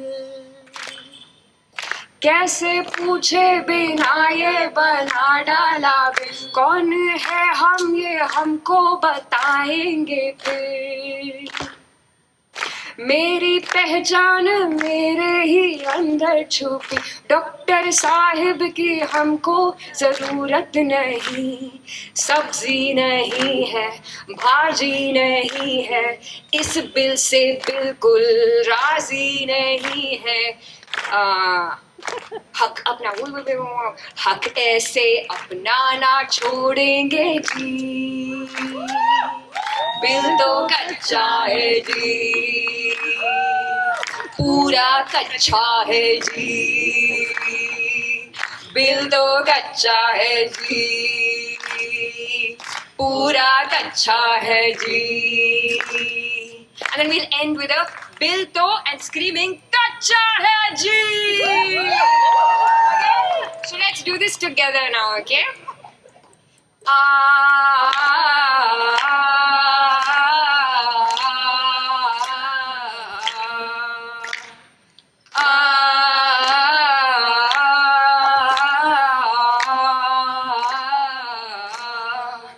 कैसे पूछे बिना ये बना डाला bill. Again, the mountains say back to me. कैसे पूछे बिना ये बना डाला बिल. कौन है ये, कौन है हम, ये हमको बताएंगे फिर. कौन है हम, ये हमको बताएंगे फिर. मेरी पहचान मेरे ही अंदर छुपी. मेरे पहचान मेरे ही अंदर छुपी. डॉक्टर साहिब की हमको जरूरत नहीं. डॉक्टर साहिब की हमको जरूरत नहीं. सब्जी नहीं है, भाजी नहीं है. सब्जी नहीं है, भाजी नहीं है. इस बिल से बिल्कुल राजी नहीं है. इस बिल से बिल्कुल राजी नहीं है. हक ऐसे अपनाना छोड़ेंगे जी. अपनाना छोड़ेंगे जी. बिल तो कच्चा है जी, पूरा कच्चा है जी. बिल तो कच्चा है जी, पूरा कच्चा है जी. बिल तो कच्चा है जी. बिल तो कच्चा है जी. This last one has to be a little bit better, yeah. So I'll go. Bill to. Yeah, we'll do one more. Just try to get this last part right. Okay, so the last part is bill to kacha hai ji. Okay, bill to kacha hai ji. I think we can do better. Okay, once. Bill to kacha hai ji. Yes. Okay, now we'll sing this all together. There's no call and response. You're with me. I am with you. The mountains are singing with me. Okay.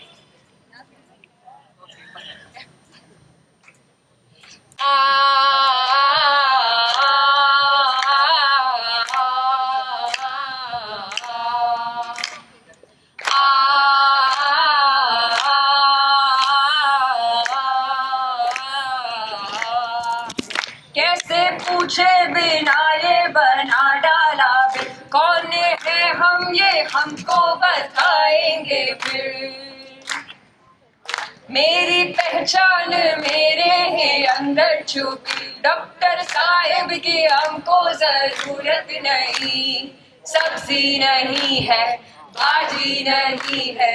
इस bill से बिल्कुल राजी नहीं है. ऐसा अपनाना छोड़ेंगे जी. Bill तो कच्चा है जी, पूरा कच्चा है जी. बिल तो कच्चा है जी, पूरा कच्चा है जी. बिल तो कच्चा है जी.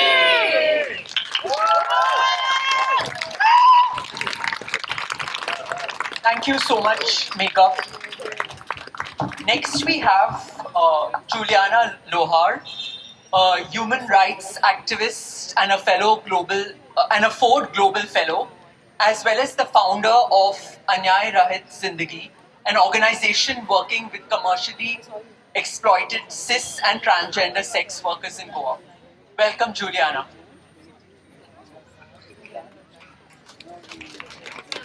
After the melodious singing, okay, I'm going to be talking more about the ground reality. First, I would begin by asking who has asked for the amendment of this bill? And why do we have to gather here seeking for not to amend the bill? As already said, my name is Juliana Lohar. I work in an NGO called URS, where we work with victims of sex trafficking, sexual violence, and the transgender community. When we had the Transgender Act in 2019, things became much, much easier for us to work. Why do I say so? Because Goa is the only state where we had transgender community who voted as transgender. How was this possible? This was possible because we had the Transgender Act. The collector found it mandatory to issue certificate. Was it easy for the transgender community to get the certificate? No. How did they get it? We had a sensitive officer, an IAS officer who understood the issue. And we had the transgender community like Madhu who's here, and a lot of the transgender community who are on the streets, who are begging in the railway station, who are victims of commercial sexual exploitation.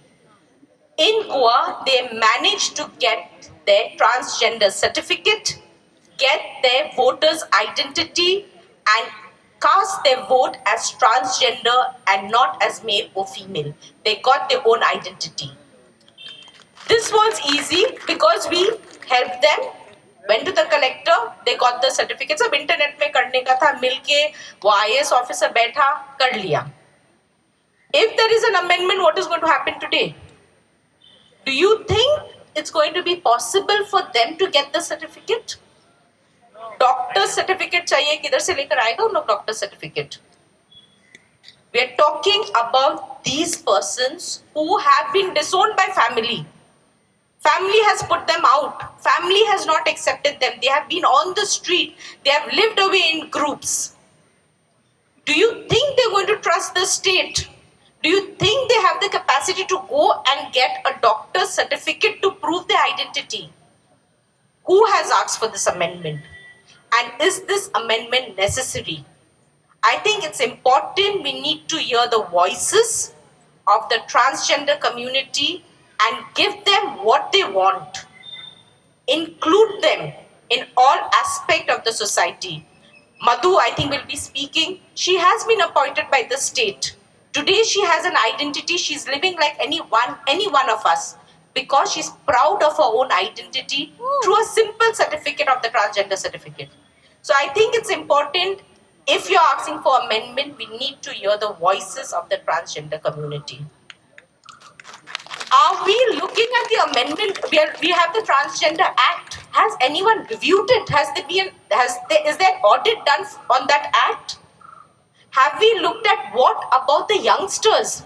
The youngsters who have an identity crisis. They don't know what to do. They are teased in school. They are ragged in school. They are disowned by their family. Is there any services for them apart from what is in the Act of Vocational Training? Nahi, Baba. The Act needs to have services for these youngsters, a space where they can speak, a space where they can know about themselves.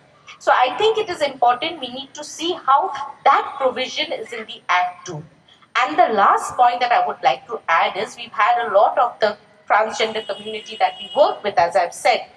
They have come and they have said is people are taking their identity, especially those who are begging, especially those who are at the bus stop, those who are in the railway station. They have been saying that there are some male who wears sari, goes and begs, and what happens? अगर कोई बच्चा का चोरी हुआ, कुछ बच्चा का चोरी हुआ तो ये ट्रांसजेंडर्स को पकड़ते हैं, वो आदमी लोग साड़ी बदल के एक आदमी बन जाता है. So I think it's important that somewhere we look at this community also and letting the transgender have their identity, including them in the society like any one of us. Thank you. Thank you so much, Juliana. Next we have Nishi. Nishi of Inshallah Babes fame. Yes. Thank you.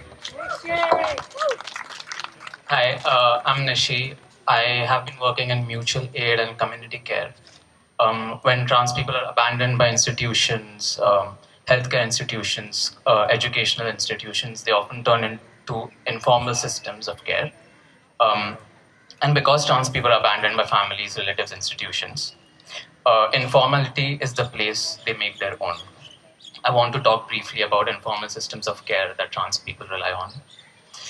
Trans people rely on community not just in times of crisis, but for day-to-day care and survivability. If under this bill, any form of deviation from binary gender is suspect, then the freedom that mobility affords trans people collapses.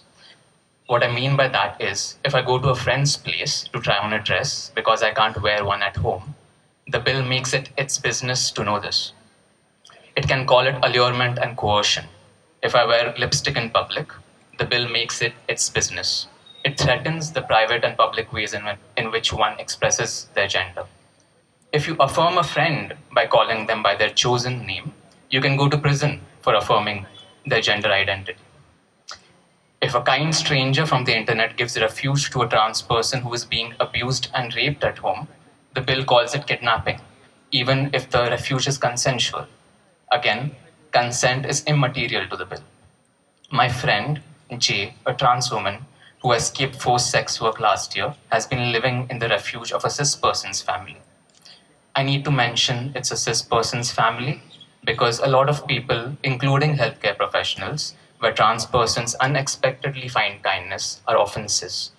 And it is also this sociality of care that is threatened.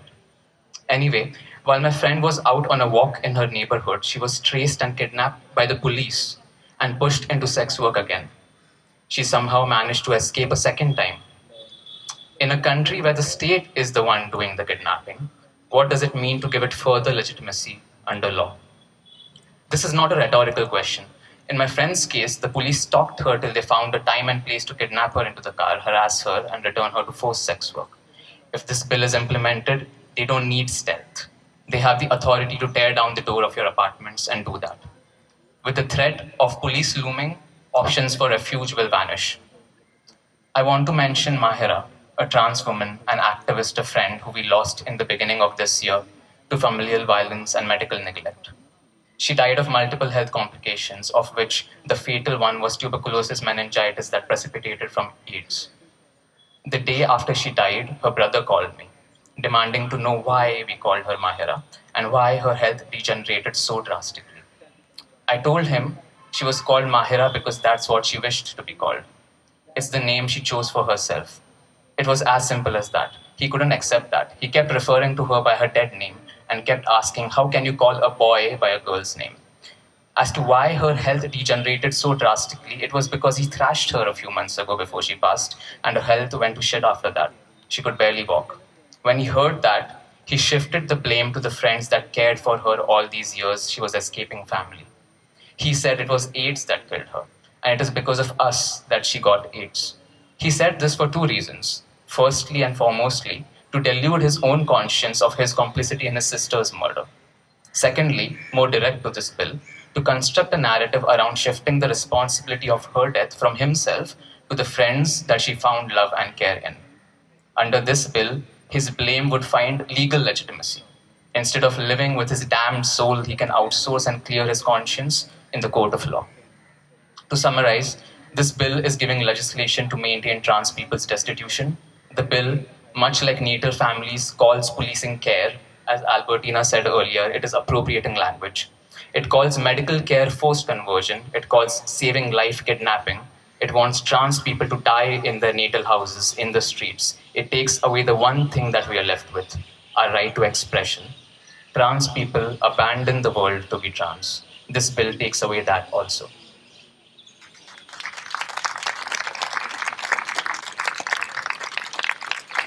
Thank you so much, Nishi. Next, we have San, who is also an educator.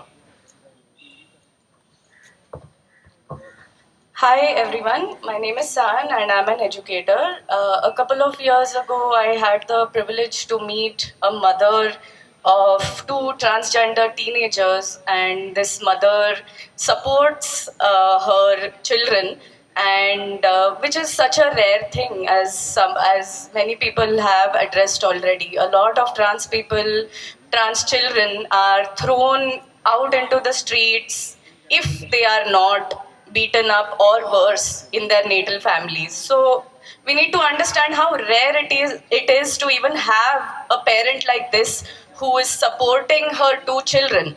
And I'm here to read out a letter that this mother has written, an open letter to the government of India. and let's see what she has to say. I am a cisgender mom to two non-binary teenagers who are Indian and live in India. I'm calling for the Indian government to urgently do everything in its power to promote and protect the civil rights of all persons in India by calling for the rejection of the Transgender Person Protection of Rights Amendment Bill 2026. This bill will subject trans and non-binary people to immeasurable trauma, hardship, harassment, and public denouncement of their identities, while also informing the general public through law that the trans community cannot be trusted and encourage crimes with impunity against a marginalized and increasingly vulnerable community. I appeal to the government to reject this bill and instead focus on much needed programs that support the full inclusion and protection of transgender and non-binary people through educational programs and awareness campaigns within medical and legal institutions and civil society that helps safeguard our trans and non-binary children. Needless to say, these awareness initiatives should always be overseen and guided by members of the trans community and to ensure the accuracy of its content. My children are regular children who do regular things and they lead regular lives. Their only crime, if this bill is passed, is that they know who they are and want to lead an honest life that's true to themselves. Nobody has the right to take away their autonomy, dictate their gender identity, and how they should lead their lives. It's personal and nobody's business, no different from what a parent with a cisgender child would expect or tolerate.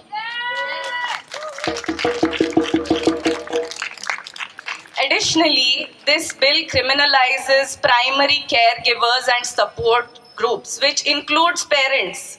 My kids and I are terrified at the possibility that my children, whom I love more than life itself, will be taken from me because I chose to do the right thing and provide a happy, wholesome life for them. The care given to children and youth with gender dysphoria is tailored to their specific needs by a team of highly trained healthcare providers, including pediatricians, mental health specialists, and endocrinologists. We care for our kids deeply and should be supported, not criminalized for being good parents.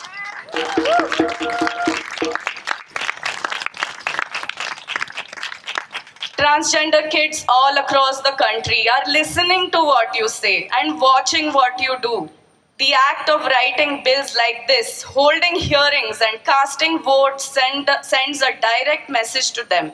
You aren't real to us. We don't believe you when you tell us who you are. Your existence is dangerous to the other kids around you.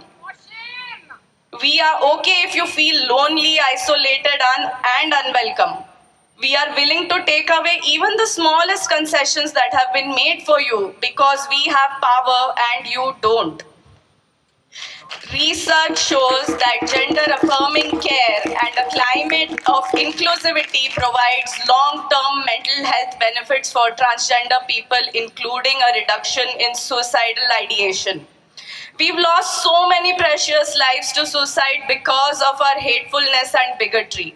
Shame on those who have and are enabling this, and shame on those who witness in silence. You are enablers too. This bill blatantly denies protection to the trans community. Instead, government officials are given the right to traumatize you by requiring for trans and non-binary people to explain and justify their genders in a public setting in front of government-appointed medical committees and bigoted officials.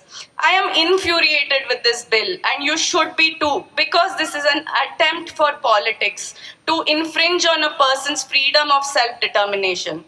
If this bill is passed, it will empower corrupt entities to target everyone's right to freedom eventually. Nobody is safe with these policies. This bill also alarmingly attempts to punish persons within and outside the transgender community who help destitute trans and non-binary people access care and support when they have nowhere else to go, and seeks to punish them and harm a population of people already marginalized by stigma, bullying and harassment. Can you believe that? It takes away from someone who has nowhere to go, whose birth family has thrown them out, often when they are minors on the streets, whose life is now at great risk from being raped, trafficked, and killed. This bill ensures that this person is left alone and defeated.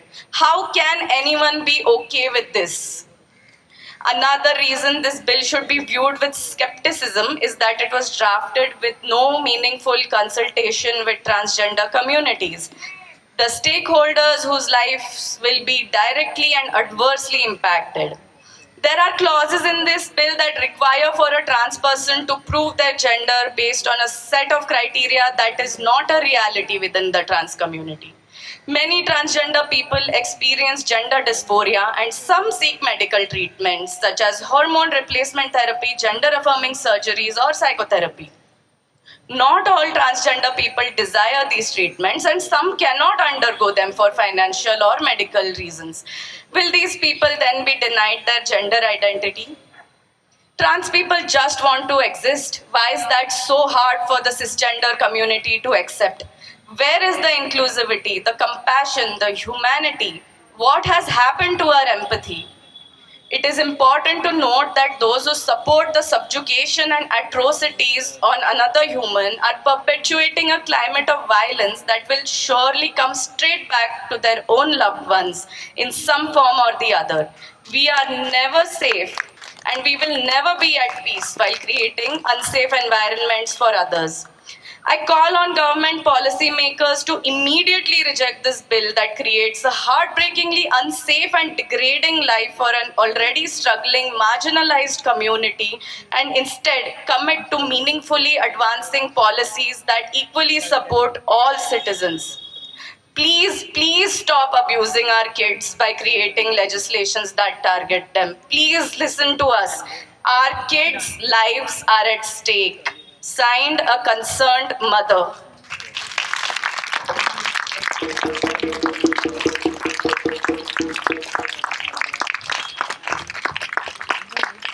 Thank you so much, San.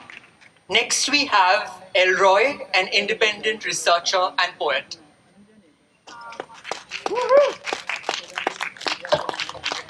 Thank you, Andy. I just created a very short speech today morning because I felt like I want to speak on the matter. I've read the bill almost twice or thrice. Before I was also a part of the editing team, so I had to read and reread the bill, and to a very great extent, I would like to start my speech by saying that the bill smacks of patriarchy. It tells us to conform to a particular normative behavior, the heteronormative behavior, or else be muted and disenfranchised. It is an epistemic violence that is a total disregard to a way of living and a way of knowing this world, that is the transgender perspective.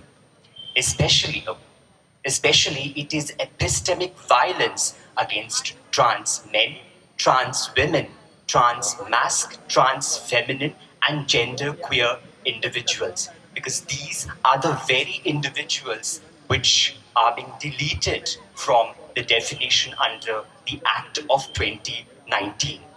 It misrepresents the transgender community for the obvious reason that there is no transgender minister in our parliament. The bill shows how ill-informed the centre is in dealing with the community. This makes a very strong case for a transgender minister. And I say this in the backdrop of Nepal, which has its first federal parliament recently and its first transgender minister elected to their parliament. Something that India can learn. I'm sorry, I'm a bit nervous. The bill was formed without sufficient consultation with the community. What does this say when a bill is formed without sufficient consultation with the relevant community. It means to say that the government cares nothing for the agency of the transgender community. It does not believe that the transgender community is capable of thinking for itself, and it in fact provides agency to, it presumes what the community wants. And what does it presume? It presumes and promotes its prejudices. In this manner, the bill is an exercise in suppressing the voice of the trans community. While I was reading the bill, I also realized that the use of legal classification to determine who counts as a right-bearing subject has troubling historical precedent. It took me back to the Nazi regime, how the Nazi passed laws against the Jews, wherein the Jews were debarred from practicing law or from practicing medicine. It seems that this is what the Transgender Amendment Bill does. Some say, and rightly so, that this is a bill which is a kacha bill. But it can also be seen as a pakka bill of prejudice and hate, because that is what it promotes. It promotes the prejudice and hate of the mainstream society. The Act of 2019 already stands challenged in the Swati Bidhan Bharua versus Union of India matter before the Supreme Court as being unconstitutional. For what reasons does it stand questioned? Because two of the reasons that I can state is punishment for sexual abuse against transgender person are less than it is for sexual abuse against a woman. The second reason why it stands questioned as unconstitutional is the bureaucratic certification of identity as being opposed to the principle of the Nalsa judgment. This bill, that is the 2026 bill, could have been a bill that cures these problems in the Act of 2019. But what does the bill do? It says that no, we are right. We will move forward with what we think is right. This bill could have been used to cure the Act of 2019, but the government chose to inflict more hardship on the community through the new definition of transgender, further bureaucratic certification, and the creation of offences which acts as a potential threat on the support system of the community. In my personal experience as well, I'm a gender fluid person. When I travel in public transport, mostly people choose not to sit with me because they think I look weird, I don't conform to gender norms. But it happened repeatedly, and I realized that it's because of my gender identity. I feel this is what they think, the commuters. How do I classify this person? I better sit elsewhere. Is probably the thought process of these commuters. Yesterday, I was out with my favorite fancy shopping bag, which has an imprint of a girl with her hair left out and riding a bike. I think she's transgender. I wished to purchase stationery for one of my placards, and while returning home, a group of men immediately giggled and later burst in laughter after I passed them. This happens pretty often, so I'm quite used to it. From a very early age, I was informed that I was a biswan. You know what's a biswan? Yes? Or a bile or a ladies. These are pejorative words which are used against effeminate men. And this is how I was introduced to the woman in me. And when I accepted the woman in me and when I embraced my gender identity, what does the government do? The government says, no, I do not have the right to self-determine my identity. As a teacher, I have taught for almost 3 years. Currently, I am pursuing some of my research, so I'm on a break from teaching. But as a teacher, I always highlighted the queer perspective. And this is in government higher educational institutions. I included it in the interpretation of literature, in debates, group discussions, and examinations. And like always, you have people who will support you and people who will not support you. Some of my students were kind enough to support me, but some homophobic students were not, right? So some of them went and complained to the principal, and I was immediately summoned to the principal's chamber. And the principal inquired with me, Elroy, what are you doing? Why are you engaging in activism? Please engage in teaching. And my response to that was, sir, I am actually engaging in teaching the realities of this world. And thank you very much. And you know what their response was? And this is a renowned education institution in Panjim. Their response was, trans people have their own places. This is not for them. This place is not for them. This is an education institution, a higher education institution in Panjim. This is the state of affairs. This is the mainstream, idea towards transgender individuals. There is a deep-rooted prejudice against the queer community. Queerness is viewed as a disease by the mainstream Indian society. The Supreme Court has already passed orders directing the state government to spread awareness that queerness is not a disease. I filed relevant RTIs, and the RTI response tell me that the state of Goa has not done anything in this regard.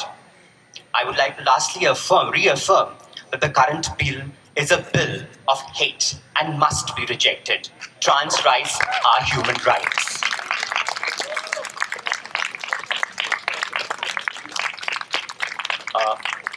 I've also published 2 poetry books. Actually, I've self-published them.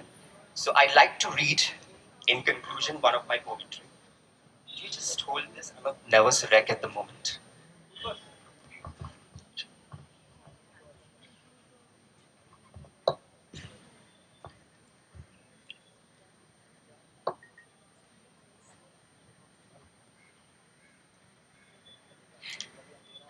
The title of my poem is Queer and Sassy. I was sensitive and sassy. I was feminine and racy. Confident and a woman, but for society, no less than an omen. The lady told me I was an abomination, that I'll burn in the fires of hell. My classmates, teachers, and friends bullied me to their heart's content. They asked with contempt, why do you walk like that? Why do you talk like that? They inflicted gashes on my most tender heart. These are the gashes. Bile, Bison, Hunso, Bison, Hijra ladies, used as pejoratives. Their wild sniggers still echo in my mind. I metamorphosed into a cocoon where I lay dejected for years together. My only pals, the sea, the stars, and the moon, until I responded feather by feather. I took flight, releasing myself from the shackles of religion, society, and shame. I walk with the same sassiness today. I talk with the same sassiness, and the world hasn't changed much. For I beget the same contempt, though subtle, for they know not to take me on. For to take me on is to confront not just me, but my history of struggles, history of shame and contempt. So bring it on, bring it on, bring it on. Thank you very much. Thank you so much, Elroy. I'll be sharing my own experience. Andy, sorry, just one notice before. Swabu's taking this banner to that side. Folks who are leaving, before you do, please go meet Swabu. This is a poster of the journey of what a campaign is. This is the start. We have a long way to go. This is a banner that we are going to keep building on with every protest. Before you leave, please go meet Swabu. Swabu, please, can you raise your hand? There's Swabu. And write messages onto the banner. And they'll give you the prompt. Thank you. Sorry, Andy. Thank you so much, Elroy, for sharing your personal narrative. A lot of what Elroy shared is something which is almost very complimentary and something that is also very shared. I that would actually kind of shrivel up. And I would feel lesser of a person. And I think that was also one of the primary reasons why when I got the chance to leave Goa, I left it in the first instance. I know that for a lot of us, when we hear these words as children in our schools, these are words that are continue to be used against people, particularly in their childhood, and mostly in playgrounds. And these words, where you have a bill that is going to be passed, which is actually looking at one's biological intersex condition. But our gender is not just merely about that. It's also about our relationship with our own bodies. And the kind of discomfort that we experience happens in relationship with other people, the way other people make us feel about ourselves and who we are. Every time a child is told to dress in a particular way, that makes them sometimes feel uncomfortable with themselves. Every time a child is asked to cut their hair or to grow their hair in a particular length, those are moments of great discomfort with one's own body. Every time words are uttered and we are told how to stand and how to sit, all of these are moments of great anxiety for some children. And I think sometimes as educators, as neighbors, as parents, we have a responsibility to allow people to be whom they want.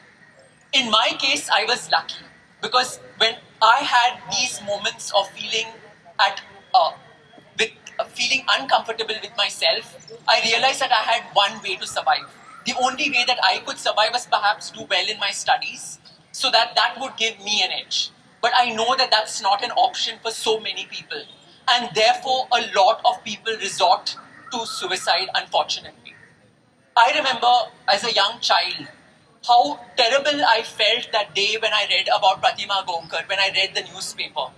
And I felt even more terrible when I got to know of how someone was just wanting to live a life of respect, and unfortunately in her death, her secret was revealed. And that's the irony, that something that she wanted to carry to her death kind of also became a narrative for public memory.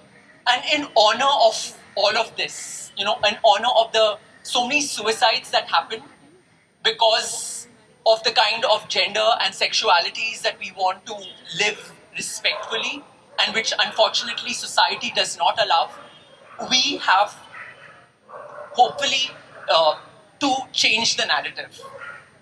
I believe that some of those words which are used to discriminate should actually become words of empowerment. If somebody wants to be the bison or the chakka or the hijra, or the ladis or the istop, let them be. They have the right to be.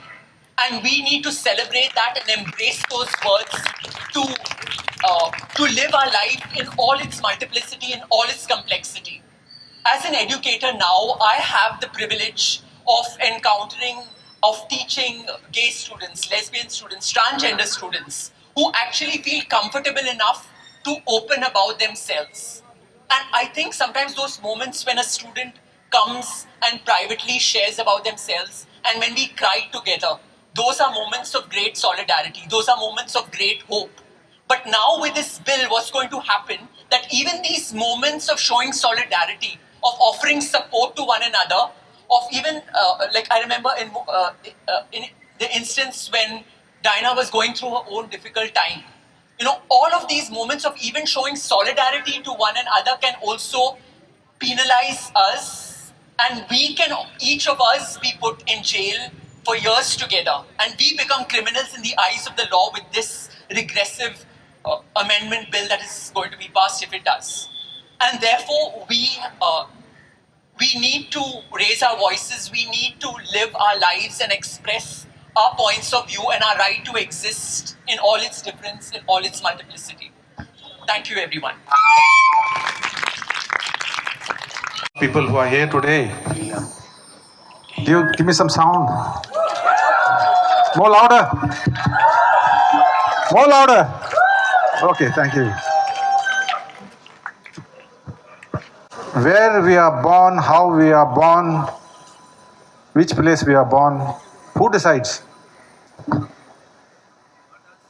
Nobody decides. Who is this government to decide? How to live, what to eat, what color we should have on our skin, blue, white, green, whatever skin color. So this is a Dr. Virendra Kumar sounds like a educated illiterate person. He doesn't understand what is equality, what is a fundamental right. He wants to create a bill that is questioning the very constitution of India. So he needs education.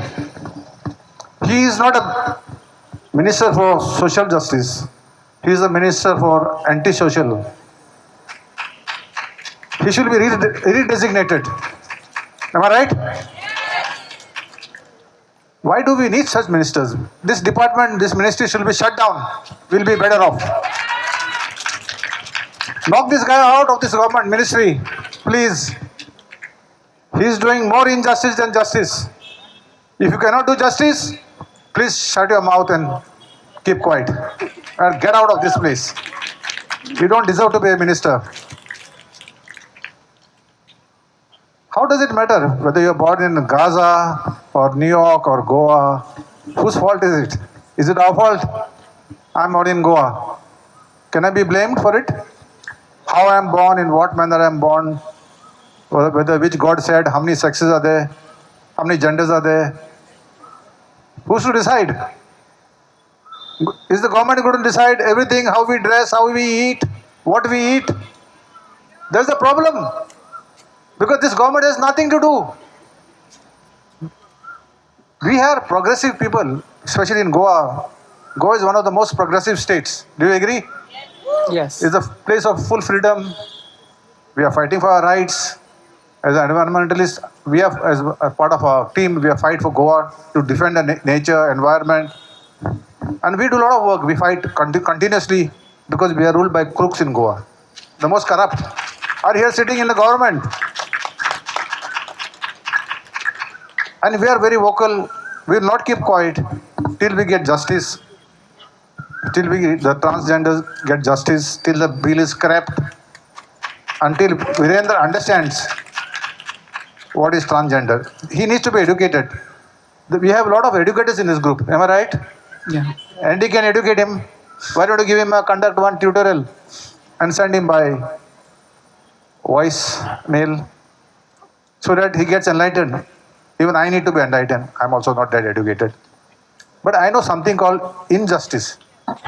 When there is injustice, we have to stand up all together. Am I right? We have to stand and oppose whatever injustice happening in our society. That's why I'm here standing with you. And thank you. I don't want to waste too much of time because you might get bored. Thank you very much. Thank you, Avatino. Next, we have Dr. Sabina Martins from Violence Azad. Good evening, everybody. Yeah. So here we are expressing solidarity with each other and upholding our human rights. So when we say human rights, all human beings are born equal with equal rights, dignity, and freedom. And no matter which family, community, or where you're born, as you said, or how you're born, or with whether you are with special abilities or whatever, you are a human being and you have all the human rights. We shouldn't say you, we all have human rights. So I'm here to express solidarity. I won't repeat the points, but I just want to emphasize. So whenever the rights are violated, we all come together. I remember when we had a demonstration against rape over here at Azad Maidan, Dinah was there. We all came here to protest the rape. Okay, that was the Hathras rape case. Subsequently, there have been so many cases of violence. Similarly, so we don't discriminate this community from the other community. People with disabilities, with special abilities, whatever, we all stand together for our rights. The second thing that I want to affirm is that we should always follow a consultative process in our democracy. So this is a very important right which is being eroded. When we in Goa, I'm also part of Goa Bachao Abhiyan, and we have been fighting. Yes, you all know that, protecting our land, and we have been fighting for the participatory process. The Constitution allows us, as per the 73rd and 74th Amendment, every local body has a right to decide, plan your villages, do spatial planning, but this has been denied. And we can see the same pattern happening with this bill. So when the lives of people matter, whichever community it is, there has to be a consultative process with the stakeholders, and we must all uphold that. And so here, again, as I said, we have come here to affirm this right that without consultative process, no bill should be passed. And we oppose the bill. And the third point, I don't want to make long speeches, but the third point which I want to make is being an educator. I've been a school teacher, taught secondary, high secondary, and nowhere in our teacher training programs or as educators, we teach about gender identities. And we see that our children, they go through the education, the entire system, where we find children being discriminated for showing certain kind of behavior. There is no acceptability. And yes, some of us grow up, they face the challenges and they are successful, but many students drop out because of trauma, then they lose self-confidence, a whole lot of, discriminatory practices that are there. And we need to take serious note of this, and our education system should address this issue of gender identities and also of sexual orientation, and learn to be respectful. Some other speakers have said that we always use language which insults, puts down someone, use it as a derogatory language. And this is something which we should really advocate, that we should use respectful language. And I thank the group for having this meeting today, because it's not just about the bill, but it is also talking about issues, some of the issues which in our normal discourse we don't have. So that is something which I wanted to speak about our education system. And the other organization, Bailans Azad, we are a women's organization, and we have women coming to us, as I said, with different gender identities. And like in some cases, we can come out, support, whatever, speak about it. And in these cases, we are bound by confidentiality, and they are so afraid because there's so much of taboo against trans people. So this taboo is what we need to fight against. And more awareness we have, it will be good. And it should not be centered around only this community. It should extend in all general discourses, So in schools, colleges, your youth groups, you have your clubs, whatever, so many organizations that are there, and these are the issues which needs to be talked about. Okay, so yes, so I'll just end with slogan, आवाज दो हमें है. Thank you.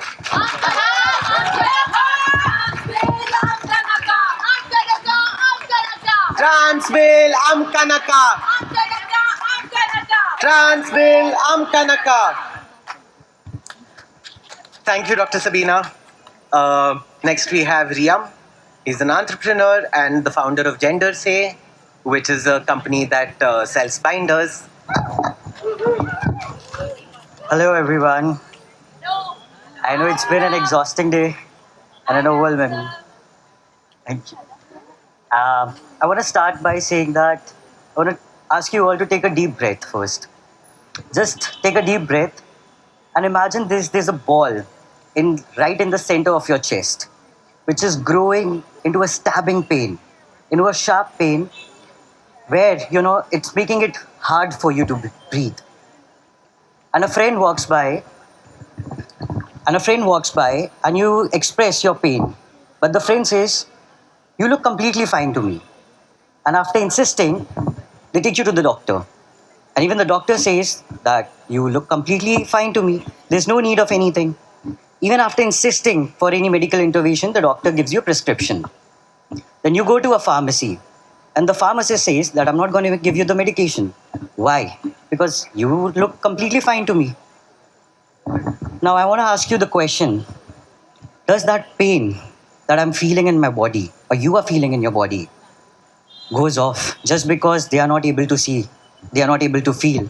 Does that pain disappears? No, right?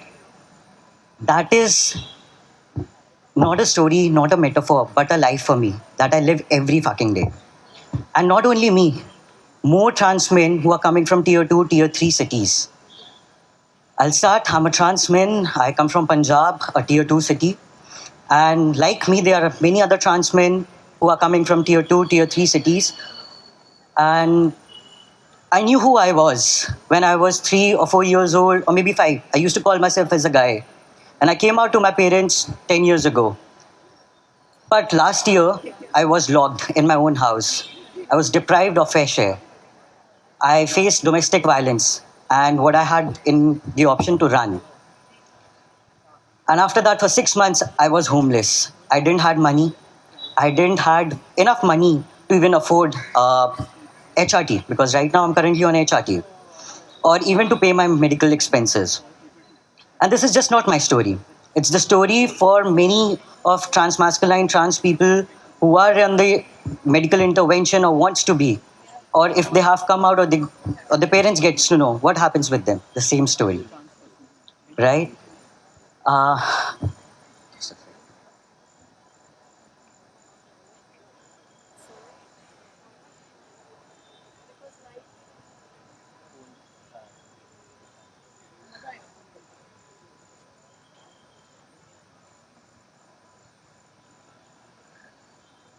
The reason that I shared this, that there are stories of a lot of trans men in India, specifically if I talk about people coming from rural cities, that goes unheard. They don't have that platform.